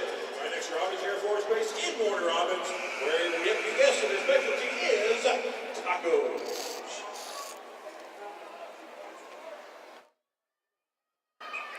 So the shots on goal have just been updated. Knoxville has passed Macon in that department. It's now 24-23 in favor of the Ice Bears, which just reinforces how strong of a night Jordan Ruby's having again. Stopping 23 of a possible 24 shots. Trask wrists it wide of the left post, which is the far one. Kept in the zone. The shot fired wide of Stathis Sumalidas and Hayden Stewart, who never had to make a play on it. And Joe Tolles will backhand it up to Danny Caesar.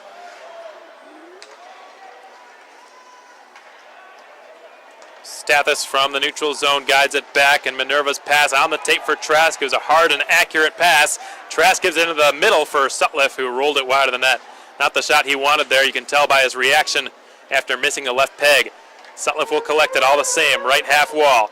It's fed towards Levesque, past his stick, and around the end boards it will roll. Joe Tolles advances it up to Bombardier, who redirects it off the glass and out of the zone, but no further than that. The Mayhem will fling it back in. Alex Adams has it. He ricochets it off the boards. Cairns near the Mayhem logo in the neutral zone. Fired it off the stick of Jarrett Cupp, who's got to defend the impending rush from Joe Tolles. Levesque reaches out with his stick. Right, as it stands right now, Justin Levesque's got the game-winning goal, or the go-ahead goal, we'll call it. A 4-man scrap or so takes place on the near corner. Now it's a 6-man scrap that's still equally divided. 3 gray, 3 white sweaters vying for possession. Left point slap shot redirected. The shot taken by Branchick. The redirect coming from Ortiz, but it missed the right post. Fade circles back to get it in his own zone. He angles it off the boards. Seamer sends it further. Branchick takes it right back in. What a night he's having so far. Branchick fed it over. Back to the point it goes. Slap shot stopped by Ruby and no rebound. Doug Rose firing the shot after the ricochet off the half wall on the far side. And Jordan Ruby looking sharp as always. We're within the 2-minute warning. 114 seconds to go in period 2. The Mayhem have conceded a goal but still hold the lead. It's 2-1. Which is the lead that Knoxville had over them last night heading into the third period.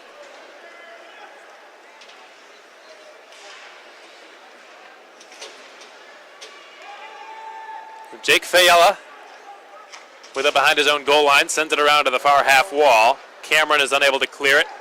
Soper had it somewhere between his skates. He was unable to locate it, and the Mayhem have averted the danger for now. Tyler Minks flutters it out of harm's way, and Jake Fayella on the back pedal now will send it over to his D partner, Larry Smith. It's tapped into the offensive zone by Caleb Cameron with 80 seconds remaining in the period. Bit of a head fake by Hayden Stewart. The puck bounces over Soper's head. Cameron delivered a shove there on McMartin. The Ice Bears have cleared it out to the neutral zone. Here comes Trask on the right side from the circle. His shot stopped by Stewart. He's able to absorb it without conceding a second opportunity. That shot from Trask looked pretty similar to Wilbur's shot back in the first period, which led to the Mayhem's first goal. Hard, heavy slap shot from the right circle, and Trask was even aiming, it looked like, for the same spot. Players will do that. They do their homework, folks, especially at the professional level, and they realize a goaltender's weaknesses, even if it's within the same game and they didn't research prior to the game. If they see an area where he is lacking or he's strong in, they will adjust accordingly and get some feedback from their goaltender on him oftentimes. Here's Ortiz driving, shooting, stopped by Ruby, who reached out his left pad to make the save. But the Mayhem are not out of the woods yet. Opportunity! Ruby makes another save, scrambling over with his glove to keep it out of the net. Excellent goaltending by Jordan Ruby. What a night he's having. Unbelievable game so far by the Mayhem's netminder.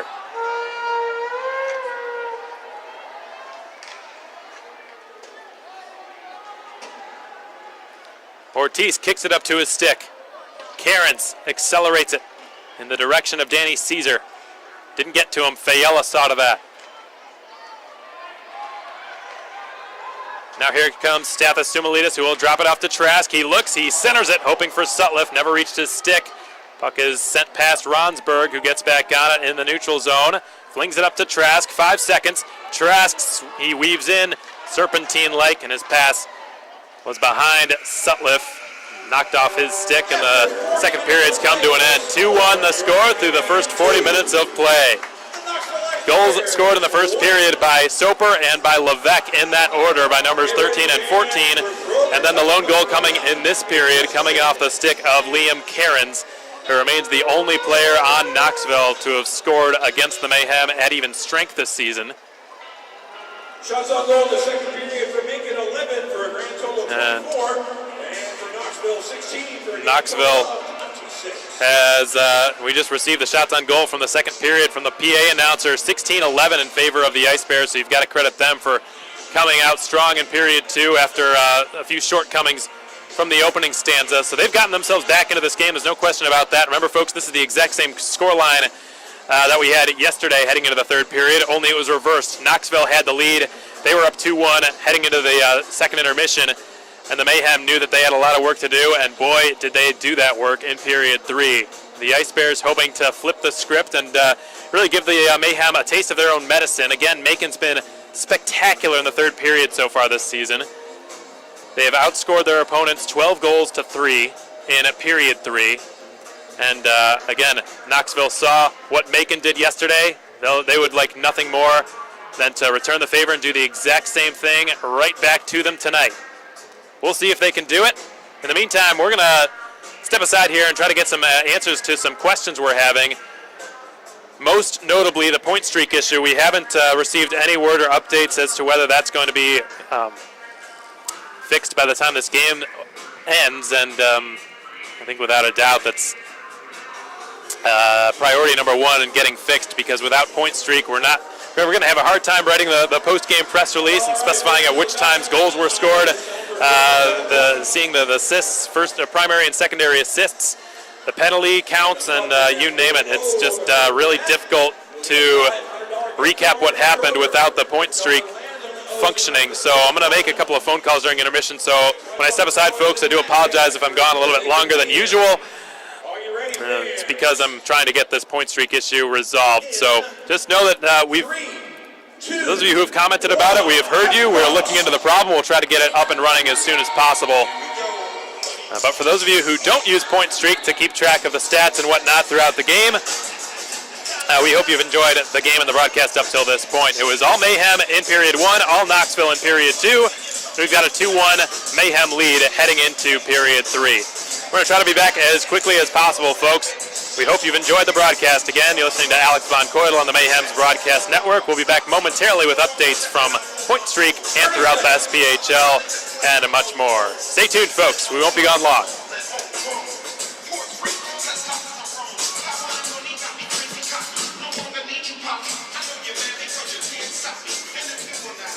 15 seconds, something to get him. 10 seconds. Call us a little longer, get reprieve. 20 seconds. 15 seconds.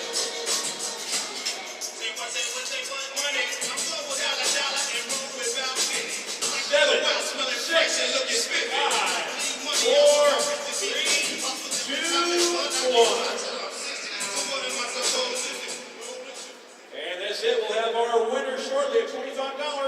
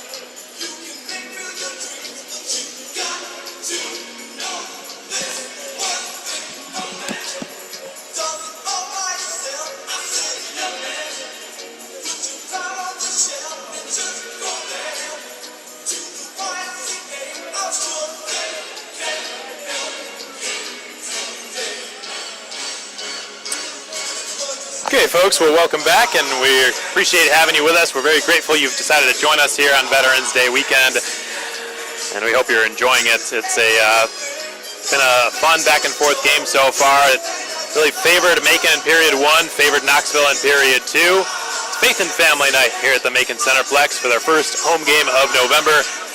And they got off to a great start, which is one of the keys of the game. They abided by those keys almost religiously, no pun intended, and did a great job fighting off the penalties. They've done a good job staying out of the box. They've only conceded 2 power plays to Knoxville, and they've gotten off to a better start. They've kept Knoxville's shots pretty far to the perimeter, especially in period 1. But in the second, the Ice Bears tipped the scales and gained some momentum. Liam Cairns scoring at 8:56 into period 2 with a turnaround shot that went between the pads of Jordan Ruby. He couldn't get the 5-hole shut quick enough, and Cairns' strike would cut the Knoxville deficit in half. It's now 2-1. The scores remain the same.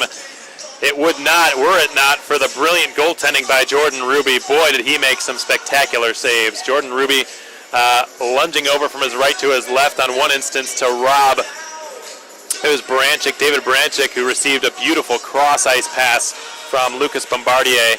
And Ruby, just spectacular goaltending for Macon. If it were not for his efforts, folks, this would not be a Mayhem lead right now. If he were having an off night, Jordan Ruby, or just an average night, I don't think the Mayhem would have the lead. In fact, they certainly could well be trailing. So they really have got to give Ruby some pats on the back in between periods, as he has done an outstanding job. He played well last night. Not over his head well, but extremely well, very solid and dependable in net. Yesterday up in Knoxville, stopped 25 of 27 shots to earn his 3rd consecutive victory, and if he can do so again tonight, that would be a very well-earned 4th consecutive. But the Mayhem have still got a long way to go. They head into the second intermission with what we can assume to be lots of words from head coach Leo Thomas. It was a period fairly controlled by Knoxville. They outshot Macon 16-11 and outscored them 1-0 in period 2. And they have, without question, gotten themselves back into this game. The Mayhem will try to kill their momentum in its crib and turn things back around into their favor in the third. Both teams have something to sort of cling to, and that's that the Mayhem have been almost invincible in the third period so far this season. They have dominated their opponents at the end of games. But from Knoxville's point of view, you've got to consider the fact that Macon just did this to them yesterday. It was 2-1 up in Knoxville, and now the Ice Bears in the exact same situation, being the visiting team, being down 2-1 heading into the second intermission. And having just been beaten in that fashion, 3-2 last night, what better instance to look at than that to prove to themselves that they can do it? And I think we can expect to see a huge push from the Ice Bears in period 3. In the first few minutes, the Mayhem will unquestionably have to weather the storm. Speaking of the storm, let's take a look at our SPHL out-of-town scoreboard update. The Quad City Storm tonight hosting the Birmingham Bulls up at TaxSlayer Arena in Quad Cities, Iowa. Early in the second period, still no score between the undefeated Bulls and the Quad City Storm. The Bulls 5-0-0 to start their season. A goal differential of +8 and a very strong penalty kill have been some of the key points on Birmingham's scouting report. The Mayhem will play them later on this month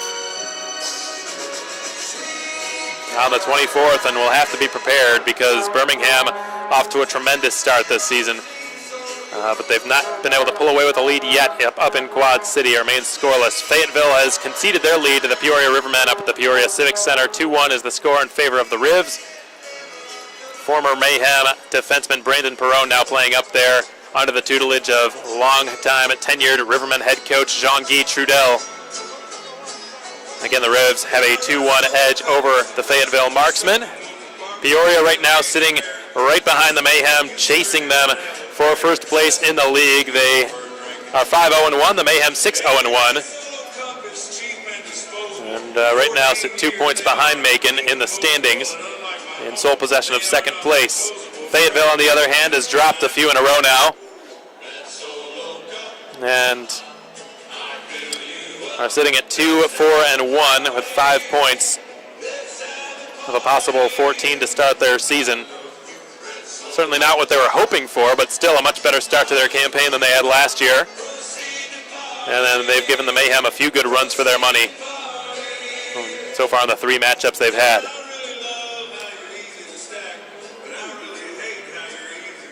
So Huntsville has fallen into an even deeper hole. The Ice Flyers with a 2-0 lead over the Havoc right now. Down in the airplane hangar, the Pensacola Ice Flyers right now in last place in the SPHL with just 3 points and through their first 6 games. And Rod Aldoff not accustomed to that, nor is his team. And we're not used to seeing Pensacola ranked so low in the standings. We don't expect that to last for too much longer, but still it is surprising to see. And at the Pensacola Base Center, the Ice Flyers have a 3-1 lead over the Huntsville Havoc. And the Roanoke Rail Yard Dogs hosting the Evansville Thunderbolts. That game's been tied every time I've checked the score. It was 1-1, it was 2-2, now it's 3-3. Scoring has been evenly distributed and evenly alternated. Evansville would score and Roanoke would respond. That series of events has now happened 3 times throughout that game, and each time it was scored by a different player.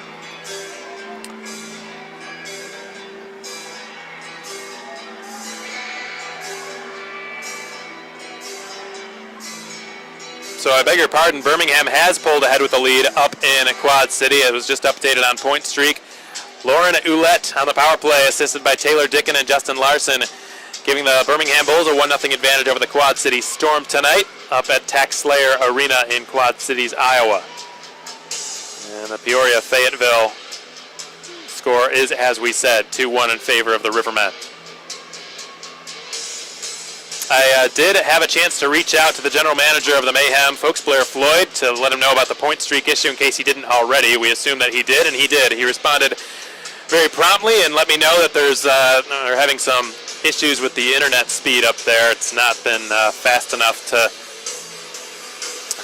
update the score periodically, so we assume that it will be updated once the game's over. It'll all go up there all at once, but I'm afraid for the time being it does not appear they'll be able to remedy that problem anytime soon, which I know a lot of our folks really depend on Point Streak for their stats and whatnot if they can't watch the game and they want to know exactly what the score is. And it's a nice little feature where you turn on the 120-second refresh every 2 minutes. The page refreshes on its own. You don't even have to hit a button, and it gives you the most up-to-date possible information more often than I probably can. So we apologize for the inconvenience, folks. We're going to look into this problem because we don't want this to continue, obviously. Fingers crossed, but so far we've had no issues on the broadcast side of it. And it is the folks who operate Point Streak sit across from me in section 222 on the opposite end of the building, way up at the top, so perhaps our connection's just stronger over on this side, but we haven't had any problems. Again, fingers crossed. Knocking on some wood up here.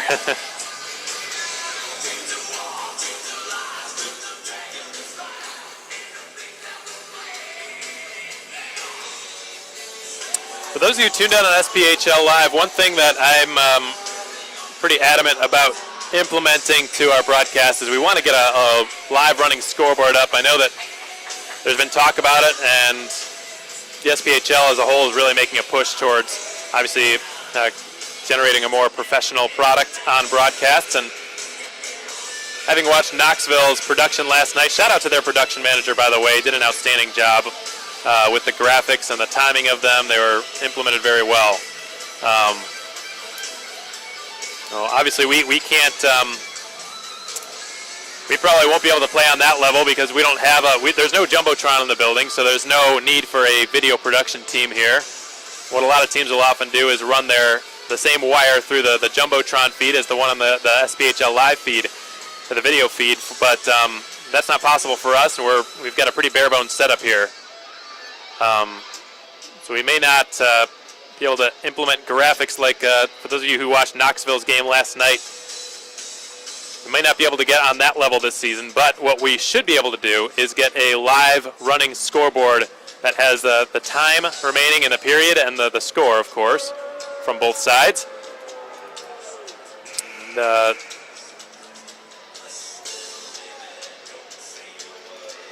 we've been in contact with New Lion about it. There's a few options, a few routes we can go. We may order a TriCaster.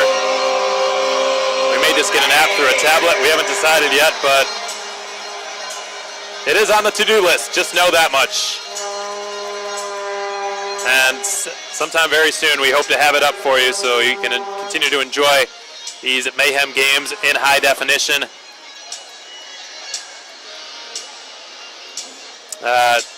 To the most professional extent that we can possibly do.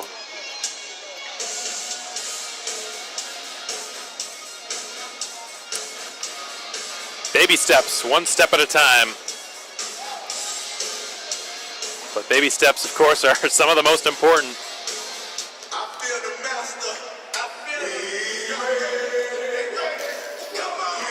We'll start the third period at even strength. Both sides vying for control of this contest in period 3. The Mayhem controlled period 1. The Ice Bears controlled period 2. Who will control period 3? We'll find out next. The puck drops. Jimmy Soper wins the faceoff and guides it back to Caleb Cameron. Now to Smith, to Fayella, to Wilbur. He sends it into the Knoxville zone. Bombardier's got it. Dekes away from Cameron and twists with it. Swivels across the logo, now the blue line into the Macon zone. Lucas Bombardier flutters it wide of Jordan Ruby's net. And a turnaround opportunity for Bombardier. He never pulled the trigger. He will bounce it down to the goal line. From the right corner, it's Danny Caesar, who has to re-corral it. Cameron broke it up. Cairns turns and fires, blocked by Jimmy Soper, who opened the scoring tonight. He hooks it out of his own zone. Caleb Cameron spins and falls and sort of face plants on the ice there. He got up pretty quickly, however. He looks to be okay. Doug Rose will send it into the right corner and get checked by Derek Sutliff into the end wall.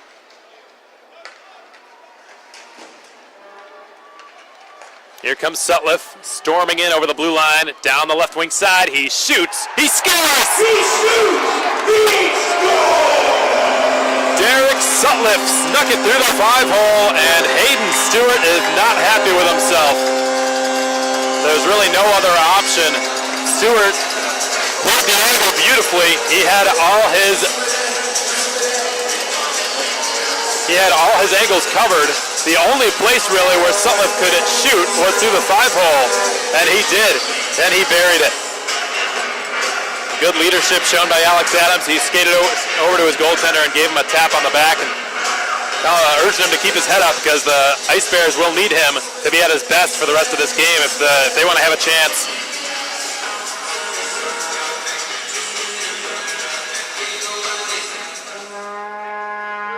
And Derek Sutliff has just scored his third goal of the season. They've all come recently. Jake Trask, Stathis Sumalitis on the assists. And the Mayhem have another odd man rush potentially developing here in the early stages. Trask gives it over to Sumalitis. His shot never reached Hayden Stewart. It looked like it was blocked by Joe Tolles. Fade with a long wrist shot through a screen, blocked by Stewart, picked up by Sutliff. We'll cycle it down towards Jake Trask, who turns, he shoots. It was blocked by Anthony McVeigh, kept in the zone by Sutliff. He skillfully plays it off to the side for Jake Trask. Deep in the Knoxville zone, Ortiz ends up with it on the right half wall and sends it up now to McVeigh.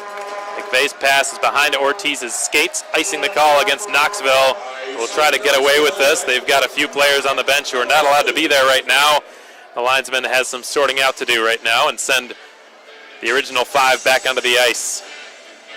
That icing call has been brought to you by Tropical Smoothie. Derek Sutliff scoring the Mayhem's first goal since the first period.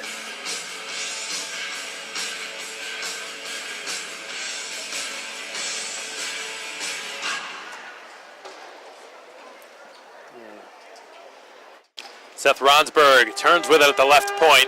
Attempted to get a shot through the traffic. McVeigh blocked it with his skates. John Seamer right now entangled with McVeigh. He tries to get his stick loose. By the time he did, Doug Rose had scooped it up, and off he goes with it. Skitters out in front of the Knoxville bench. And that's a very creative design on the N.E. Parman Law Firm's dasher board.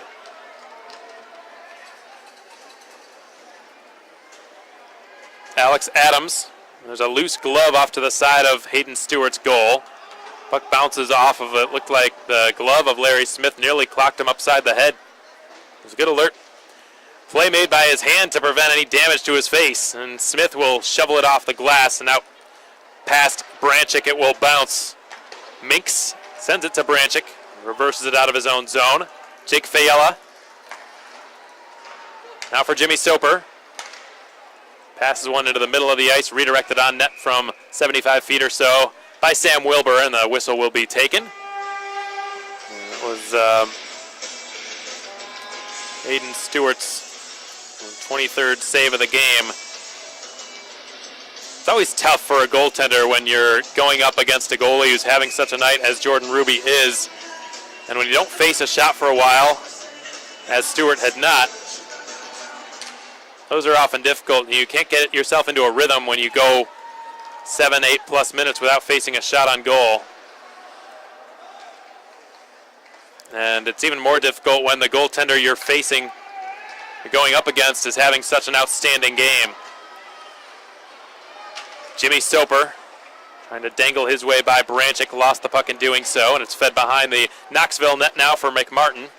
And Brandon McMartin gets a nice return pass on the give and go from Branchik. Pursued by Mac Jansen. Beaten out by Jarrett Cupp in the foot race. 4 minutes into the third period. 3-1 your score in favor of the Mayhem. Their goals coming in the first and third. Knoxville's coming in the second so far. Cairns, the man who scored it, redirects it on net from the neutral zone, and Ruby will hang on to it and take a whistle. Jordan Ruby coming into this game was ranked 4th in the entire league in both goals against average and save percentage. Before the game started, he was at a 2.21 and a 9.34 respectively. Now both of those numbers are unquestionably higher. Well, goals against will be lower, which means better. Tolles, left point shot, blocked by his own man standing in front of Ruby. It was Cairns, and now the Mayhem could get a 3-on-2, but Bombardier races back to prevent an odd man rush. Bombardier will scoop it up on the right side. He has Minerva defending him. He spears it away from him, and Ronsberg coughs it up to Bombardier, who finds Caesar. The pass goes off the skates of Cairns, interrupted by Sutliff now, who turns and gives it to Seth Ronsberg. Slapped off the boards out to neutral territory. Fed from Adams past Sutliff. Sumalitis back to Ronsberg now. Nick Minerva to Ronsberg, up to Sumalitis, who redirected it into the zone from short of the red line. Icing is the call, even though Jake Trask had clearly won that foot race. And he is giving the linesman a piece of his mind. Leo Thomas and the Mayhem bench, not exactly thrilled with that icing call, as you can see.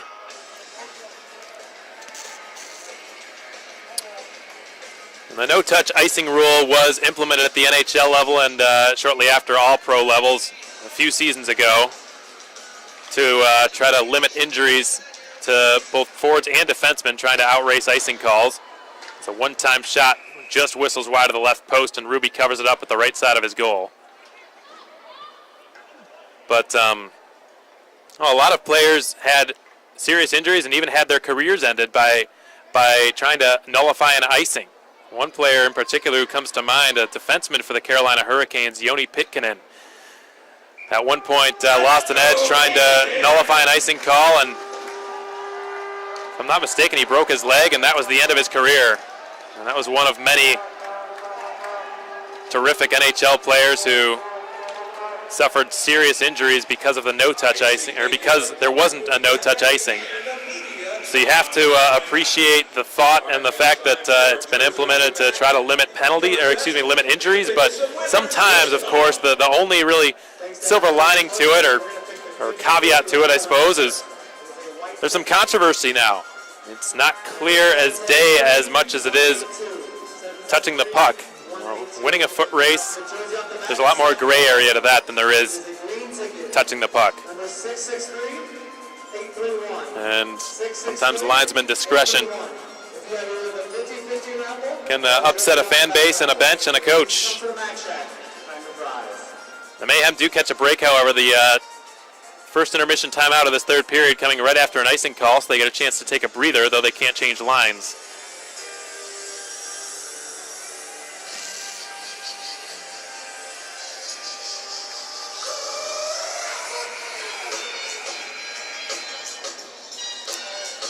And the John Cena remix coming on right as John Seymour skates out onto the ice. That's fitting. Not sure if our DJ is planning on playing this little melody after Seymour scores a goal. I guess we can only wait and see.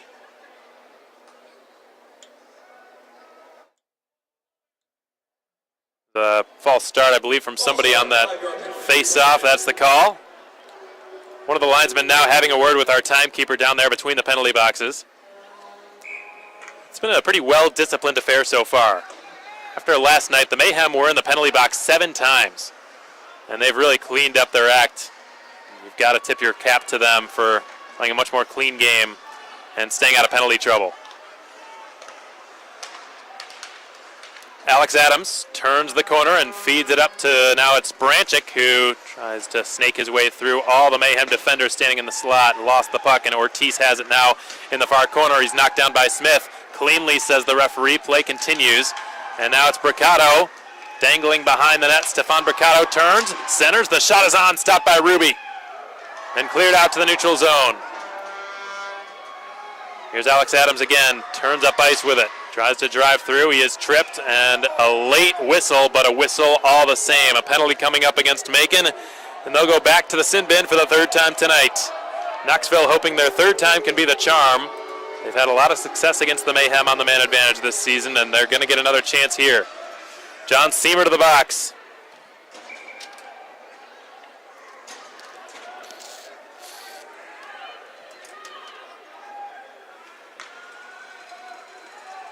This Mayhem penalty kill is brought to you by J&J's Heating and Air Conditioning. 14-12 to play in the third period. Knoxville trying to overcome what's now a 2-goal deficit. Derek Sutliff scoring a Country Financial Insurance goal to give the Mayhem another 2-goal advantage. And the Mayhem have just cleared the puck directly out of play. This is a delay of game penalty, folks. Larry Smith is going to the box, and the Mayhem will be on a 5-on-3. On the wrong end of a 5-on-3. It was Jarrett Cupp, rather, who cleared it directly out of play, and Cupp will have a seat.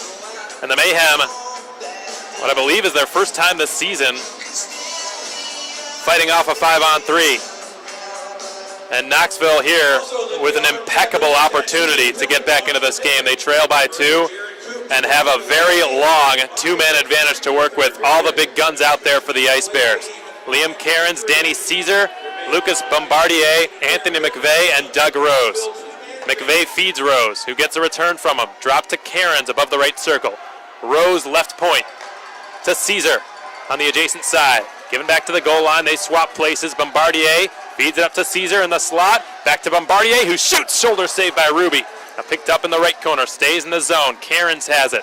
The Mayhem in a very conservative triangle now, defending the slot.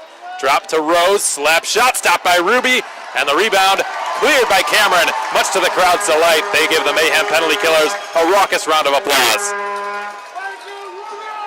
Bombardier up to Anthony McVeigh. Ronsberg turns and fires it, but it's kept in the zone nicely by Doug Rose.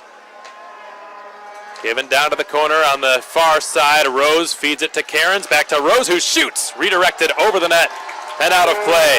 Ruby was in position. The redirect was a timely one, but it was not accurate enough or anywhere close. Perhaps it was blocked by a Mayhem stick because the faceoff is staying in their zone. Stethis Sumalides telling his defenseman what the play is here. Defensive zone draw with his team down on a 5-on-3. Not down on the scoreboard, down in personnel.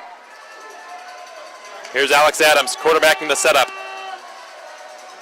Gives it off to Branchik. Adams. Over to Ortiz. His pass was intended for Branchik. Intercepted by Ronsberg.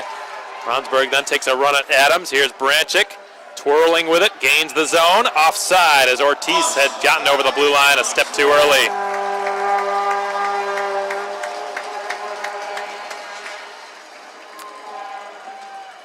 Here you get a good look at David Branchick, the offensive-minded defenseman for Jeff Carr and the Ice Bears, who David Branchick looking for his first point of the season, but he's been all over the ice tonight.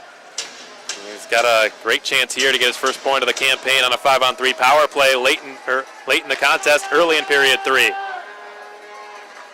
It's given up to Alex Adams. Branchick wants the one-timer. You can see it. Here it comes. He scores. Speak of the devil. David Branchick has just scored his first goal of the season, and it comes on a 5-on-3 Knoxville power play. And again, the Mayhem have relinquished their Country Financial Insurance lead. 3-2 is now your score in favor of the Mayhem. Knoxville improving to 1 for 3 in the power play. And they've still got 19 seconds on which to work this 5-on-4. Chance to get one set up and one shot probably. And what we're seeing now is a mix of units 1 and 2 for Jeff Carr. The defensemen from unit 2 and the forwards from unit 1. Alex Adams to Bombardier, bounces off his stick. Bombardier swivels away from Jimmy Soper. The Mayhem returning to full strength, cups out of the box. Here's Cairns, pulls up and waits, giving to Adams his shot. Point blank stopped by Ruby. Backhanded up the wall by Wilbur, and he will catch up to it himself and motor out to center with it. Cameron attempted to return the pass to him. He succeeds, and Wilbur's backhander goes through the slot and out to the other side. Doug Rose angling it off the boards and out to the neutral zone. Danny Caesar trying to drive, lost the puck, and Ruby steered it aside harmlessly. We're approaching the halfway point of the third period. The Mayhem have just allowed a power play goal on a 5-on-3. They had done a good job killing it off up till that point, but Knoxville was able to finally convert on it. Sam Wilbur driving, knocks the net off, and it slides all the way into the far corner. That net moved a good 10 feet. And Sam Wilbur, who's had a couple of issues tonight with his helmet, you see it now. I wonder if he might look towards the equipment manager, Bones, to take a look at it, or perhaps he just took it off because of some discomfort he was in near his face. But plays like that will happen when you dip your shoulder that way and try to drive to the front of the net. You're susceptible to being pushed into the goal and dislodging it. And Sam Wilbur really trying for his second point of the night moments ago.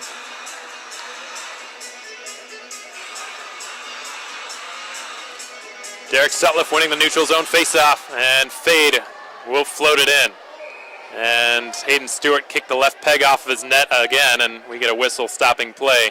Had a lot of nets being dislodged, significant ones in this home-and-home series. Last night, the Mayhem caught a huge break, and it was a turning point in the game.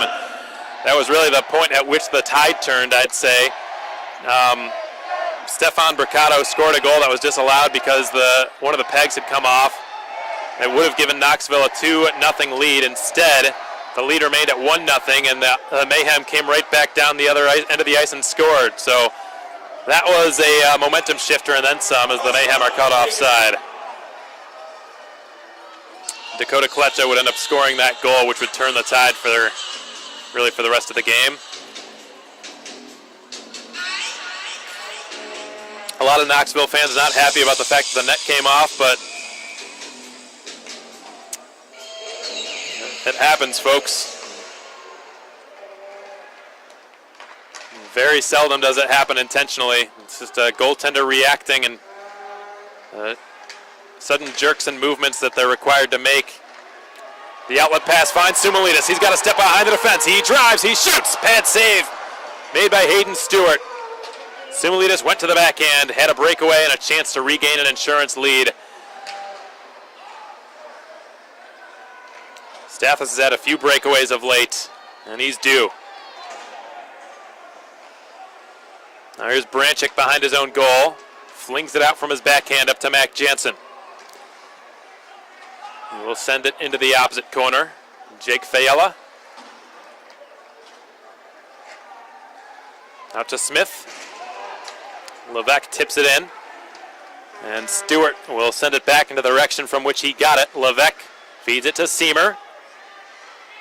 Levesque sets up Kletcha, who fires. Blocker save made by Stewart. Jansen. His pass broken up by Levesque. Then he makes a great stick check on his way back into his own zone. Then blocks a shot. What a defensive shift by Levesque. He blocks another shot with his stick. Justin Levesque with a defensive shift for the ages, making one stout defensive play after the other.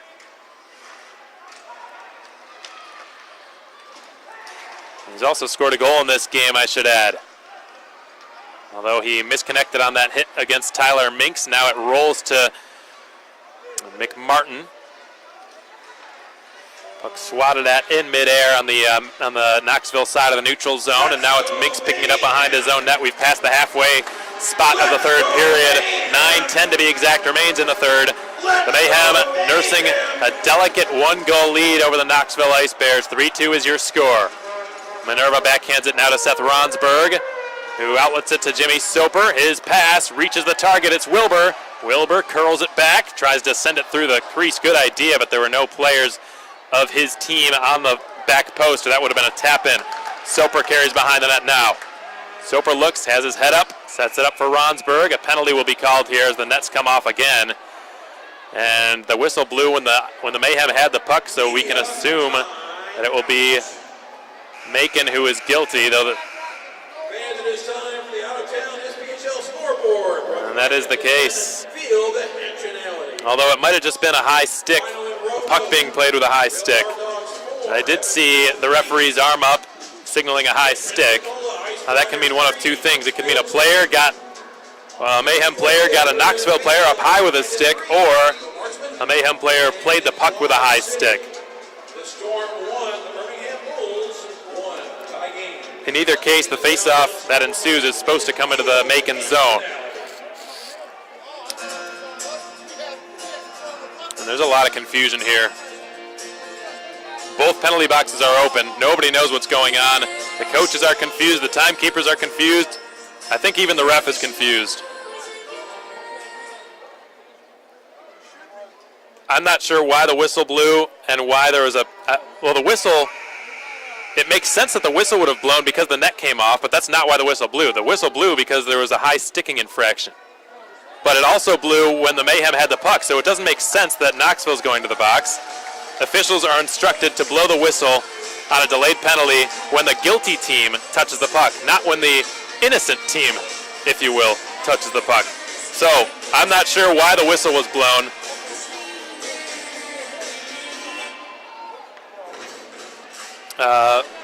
When the high sticking call was made, perhaps just because it coincided with the net coming off. That's probably the case. And it looks like that much has been cleared up between the two coaches. So the Ice Bears were on a delayed penalty. The net was dislodged, which is what caused the whistle. And now the Mayhem are going to their fourth power play of this game. They are 1 for 3 on it so far. Knoxville 1 for 4 on theirs. The Ice Bears penalty kill, best in the league. They've fought off opposing power plays with aplomb this season, coming into this game with a 91% success rate.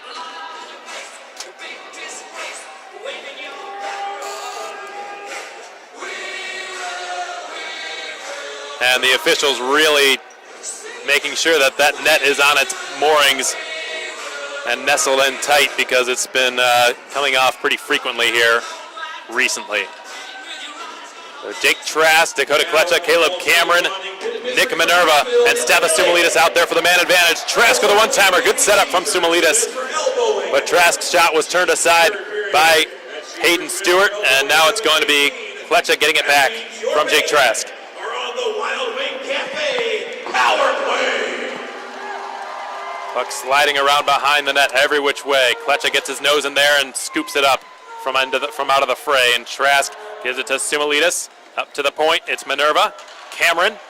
Minerva Settles it down. That puck was a hot potato at the blue line. Good keep, and now it's Trask, left circle to Minerva. Slap shot, goes over the glove, bounces right in front dangerously, but it was whiffed on by Sumalitas, and now the Ice Bears get a 2-on-1 short-handed opportunity. Cairns shoots. That one was a rocket. It went off the backboard's glass and stays out. The Mayhem with an odd man rush on the counterattack. Trask, Sumalitas, Trask, skate-to-stick pass into the front. It was never fired on goal. Retrieved and flung up to the point. Goes over the stick of Cameron, taken by Minerva, who will skate to the Macon bench now and be replaced by Brandon Fade, who's got it on his stick now with 47 to go on this power play. This Mayhem power play is brought to you by Wild Wing Cafe. John Seamer receives it and flings it off the backboard stanchions. Finds its way onto Seamer's tape again. He stops, he centers. Levesque trying to pull the trigger, and he ran out of real estate. The puck's been smothered up by Hayden Stewart, who holds on to it. Hayden Stewart, really, aside from that one blunder in which Sutliff went through his 5-hole with a shot in this third period, he's been really stellar. He was perfect in the second period, stopped all 11 Mayhem second period shots, and I'm sure he's still probably kicking himself after that Sutliff goal, as that's the weakest goal we've seen Stewart allow this season so far, certainly against the Mayhem. And Levesque's got it with a quarter of a minute remaining on Macon's power play. And that's going to just about do it. Knoxville's cleared it down. There's a loose stick right now in Ruby's crease. And I'm not sure who that stick belongs to. But Ruby's, you can see him sort of nudging it aside so that it doesn't interfere with him tending goal. Knoxville returning to full strength. The Mayhem falling to 1 for 4 on the night. Here comes Bombardier turning the corner, and he lost the puck. Soper slaps it off of Bombardier, and Rose will pivot and send it back down. Jimmy Soper, checked by Caesar. Bombardier's got it. The referee has to jump over his stick. It rolls towards Ruby, and he covers it up with his glove. Now both teams 1 for 4 on the man advantage, 25% success rate on both sides. 6:10 to go in the third period. 3-2 Macon, your score. Both sides have found a way to light the lamp here in period 3. It was Sutliff first for Macon to give the Mayhem a 3-1 lead, and then it was responded by David Branchick, who unleashed a one-timer from the left circle. He's got it now. Sends it into a vacant corner. Thayella now for Cameron.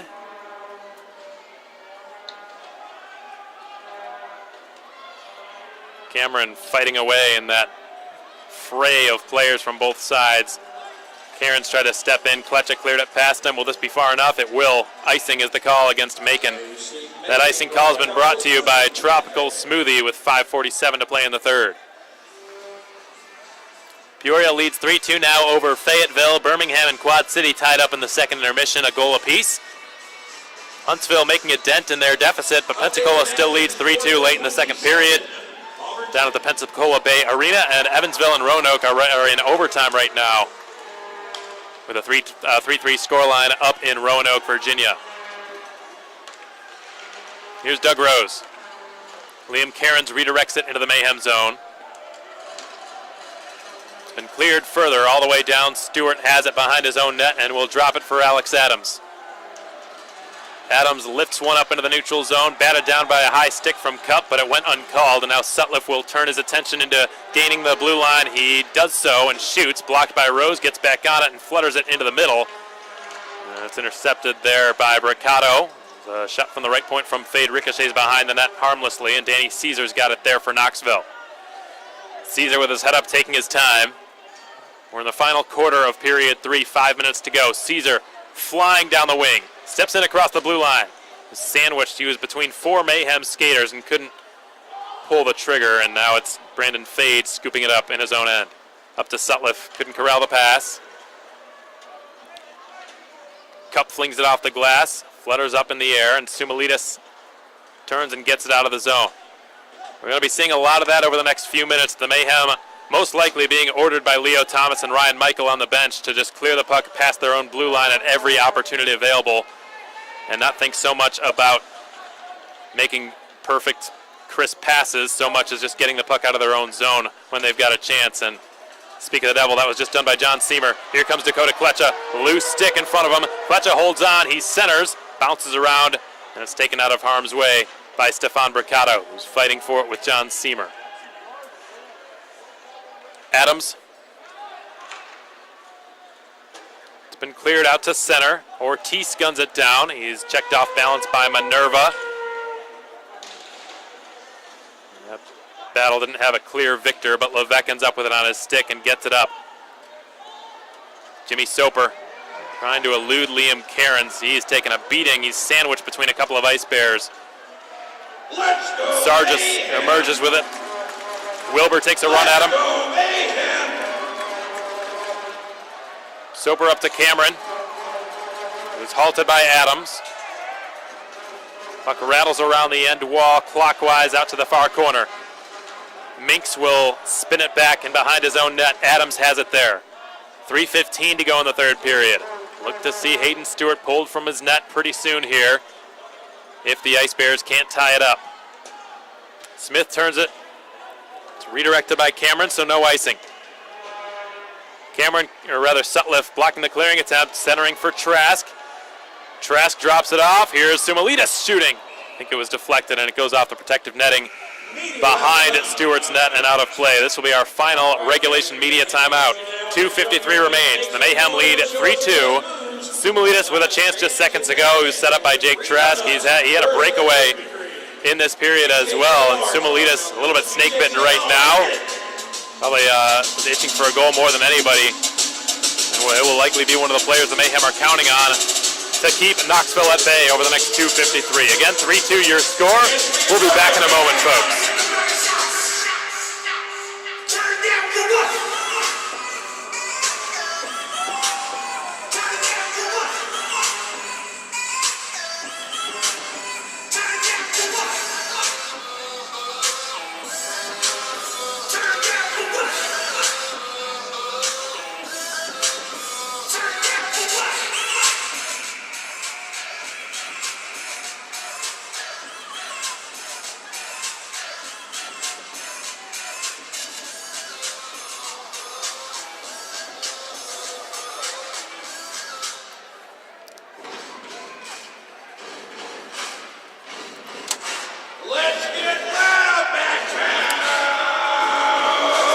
Have a chance to build upon their lead yet again tonight. They've already done so twice. They win the offensive zone draw off the stick of Derek Sutliff, and Jake Trask goes to work with the Ortho Georgia orthopedic specialist dasher board.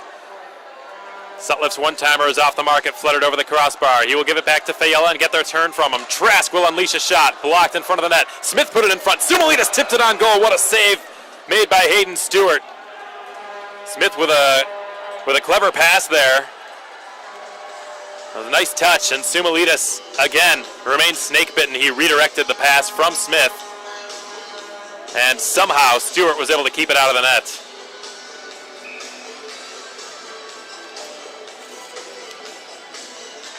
Jimmy Soper's unit's back out there. He wins the draw in scrappy fashion.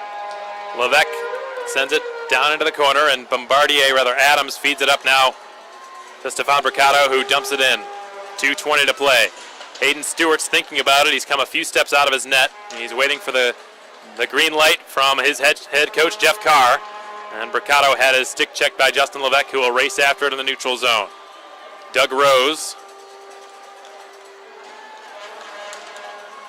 Ortiz over the blue line on the right side with a shot that's stopped by Ruby.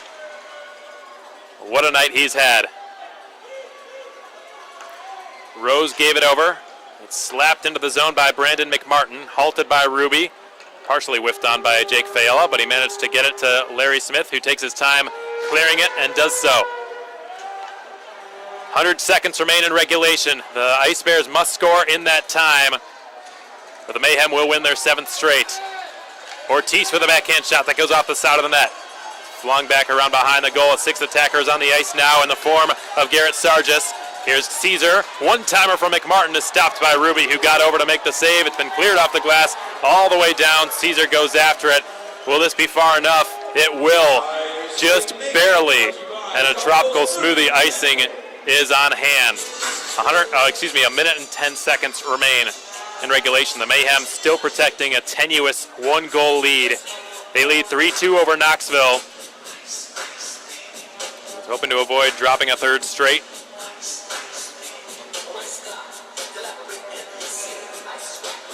And to really spoil the party here on Faith and Family Night on Veterans Day weekend. Remember, folks, the Mayhem will return to action tomorrow night out in Huntsville, Alabama, to take on the Havoc. And Caleb Cameron sends it up to Stathis Sumalides, who redirects it further into the neutral zone. You can sense the urgency on both sides right now. 3-2 the score. We're in the last minute. Cairns turns and shoots. It was blocked. Cairns gets it behind the net. Feeds it up to the left point. It's given now into the deep slot for Rose. Skate-to-stick reception by Caesar. Flings over to Brandon McMartin, who takes a swat at it, but Wilbur got there first and cleared it out to neutral ice. Bombardier over the blue line. Drops it off for Caesar. Sends it rink wide off the dashers on the far half wall.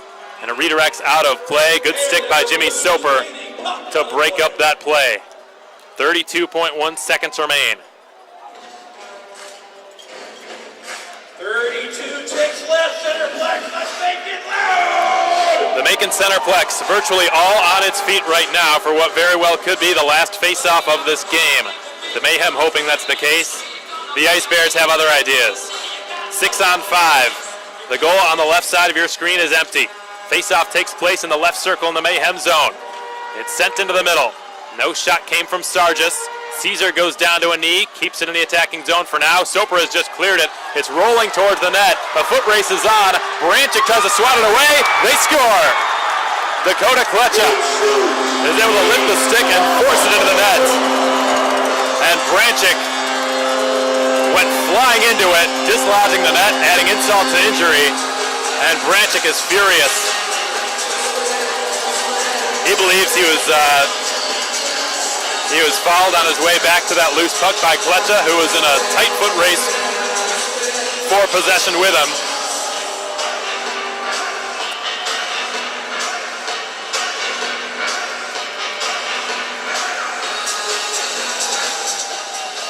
And that's all but sealed the Ice Bears' fate here tonight.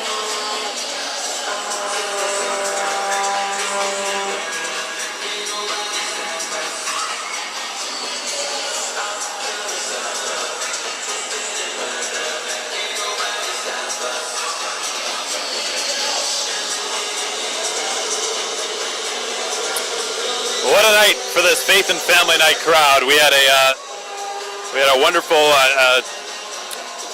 church group from Houston County Road Church, not far from the arena here, performing a live Christian rock concert in the lobby of the Coliseum tonight. Sort of set the tone for the night. Everyone was in a really good mood coming into this game, also with the Georgia-Auburn game going on. It's been a fun Saturday night here on Veterans Day weekend. The final buzzer has sounded. Nobody can hear it. This place is rocking right now. The Mayhem have just won their 7th consecutive game and will head out to Knoxville tonight to prepare to take on the Havoc tomorrow night. The defending President's Cup champions waiting for them in their first head-to-head matchup of the 2018-19 season, and that will be a clash of the Titans, folks. You won't want to miss it. Catch all the action on SPHL Live. I will not be traveling with the team, but you can still tune into the game on SPHL Live. The Mayhem celebrating with this unbelievable crowd we had on hand here tonight, giving them one final salute before they skate off for the last time tonight. The Mayhem's next home game will be next Saturday night, college football night. We're encouraging all of our fans to bring college football jerseys of their favorite teams and players. And here on Faith and Family Night, the Mayhem, a select few of them bowing their heads in prayer. And we know that Herschel Sizemore, who's a pastor of one of the Baptist churches in town here in Macon, could not be here tonight. His health prevented him from being here, but I'm sure that he is in their prayers right now. Herschel, normally the one who leads those prayers, and I'm sure it really wounded him to his core that he could not be here on Faith and Family Night, but without a doubt, Herschel Sizemore was just in that prayer group, whether he realized it or not. It's time for tonight's 3 stars. The 3 stars of tonight's game will be brought to you momentarily. The 3rd star being announced right now. He scored a power play goal. Justin Levesque, the 2nd goal of the game, his 3rd of the season, set up by Jimmy Soper back in period 1. Justin Levesque is tonight's 3rd star of the game. The 2nd star, who ended up scoring the game winner, Derek Sutliff, who sniped it through the 5-hole earlier this period. Able to beat Hayden Stewart for a critical goal, which ended up being the game winner. Sutliff is our 2nd star of the game. And without a doubt, this young man, the youngest forward on the Mayhem, 2nd youngest player only to Nick Minerva, Jimmy Soper in his 2nd game of the season with a 3-point night, a goal and 2 assists. Nearly had 2 goals and 2 assists, but he misfired on a breakaway. Jimmy Soper is tonight's undisputed 1st star of the game. It's been a fun one here tonight on Faith and Family Night. I think this has been, without a doubt, has been our best crowd of the season. For those of you tuned in on SPHL Live and on YouTube, we sincerely appreciate your patronage and your feedback. We hope you've enjoyed the broadcast. We know you enjoyed the outcome. Once again, the Mayhem with 4, the Ice Bears with 2, and the Mayhem will return to this building next Saturday to host these very same Ice Bears for the last time until 2019. And Knoxville certainly they're going to have a jump in their step. They're going to have a chip on their shoulder. And after 3 straight defeats at the hands of the Mayhem, they'll be coming into this building next Saturday night with a mission. And we look forward to seeing that on college football night. For tickets, you can call the Macon Centerplex box office or come by and visit us at 200 Coliseum Drive. You can also order them via Ticketmaster on the Mayhem's website, maconmayhem.com. 4-2, the final here in Macon. We'll return to action tomorrow night up in Huntsville, Alabama. The Mayhem taking on the defending President's Cup champion, Huntsville Havoc. One last out-of-town scoreboard update. The unofficial final up in Roanoke is the Rail Yard Dogs with a 4-3 overtime victory over the Evansville Thunderbolts. Pensacola in the midst of their game hosting the Mayhem's opponents for tomorrow night, the Huntsville Havoc. And I think Mayhem can just hope for that game to go as long as possible to sort of fatigue the Havoc a little bit.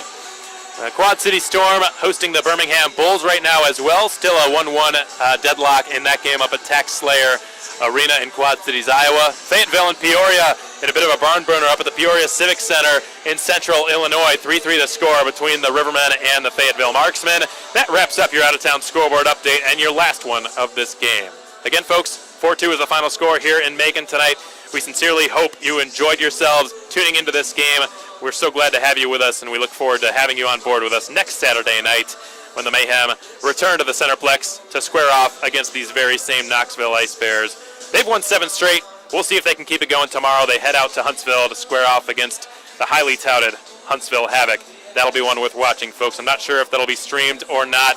It is a Sunday, so I don't know if it'll be at the official watch party partner of the Macon Mayhem, Margaritas at Mercer Village. If not, stay tuned on Mayhem's social media for updates and scores and videos and whatnot. Till tomorrow, folks, thanks so much for joining us tonight. We hope you have a blessed rest of your Veterans Day weekend. Alex Von Coydel from the Macon Centerplex signing off here from Macon. Take care, everyone.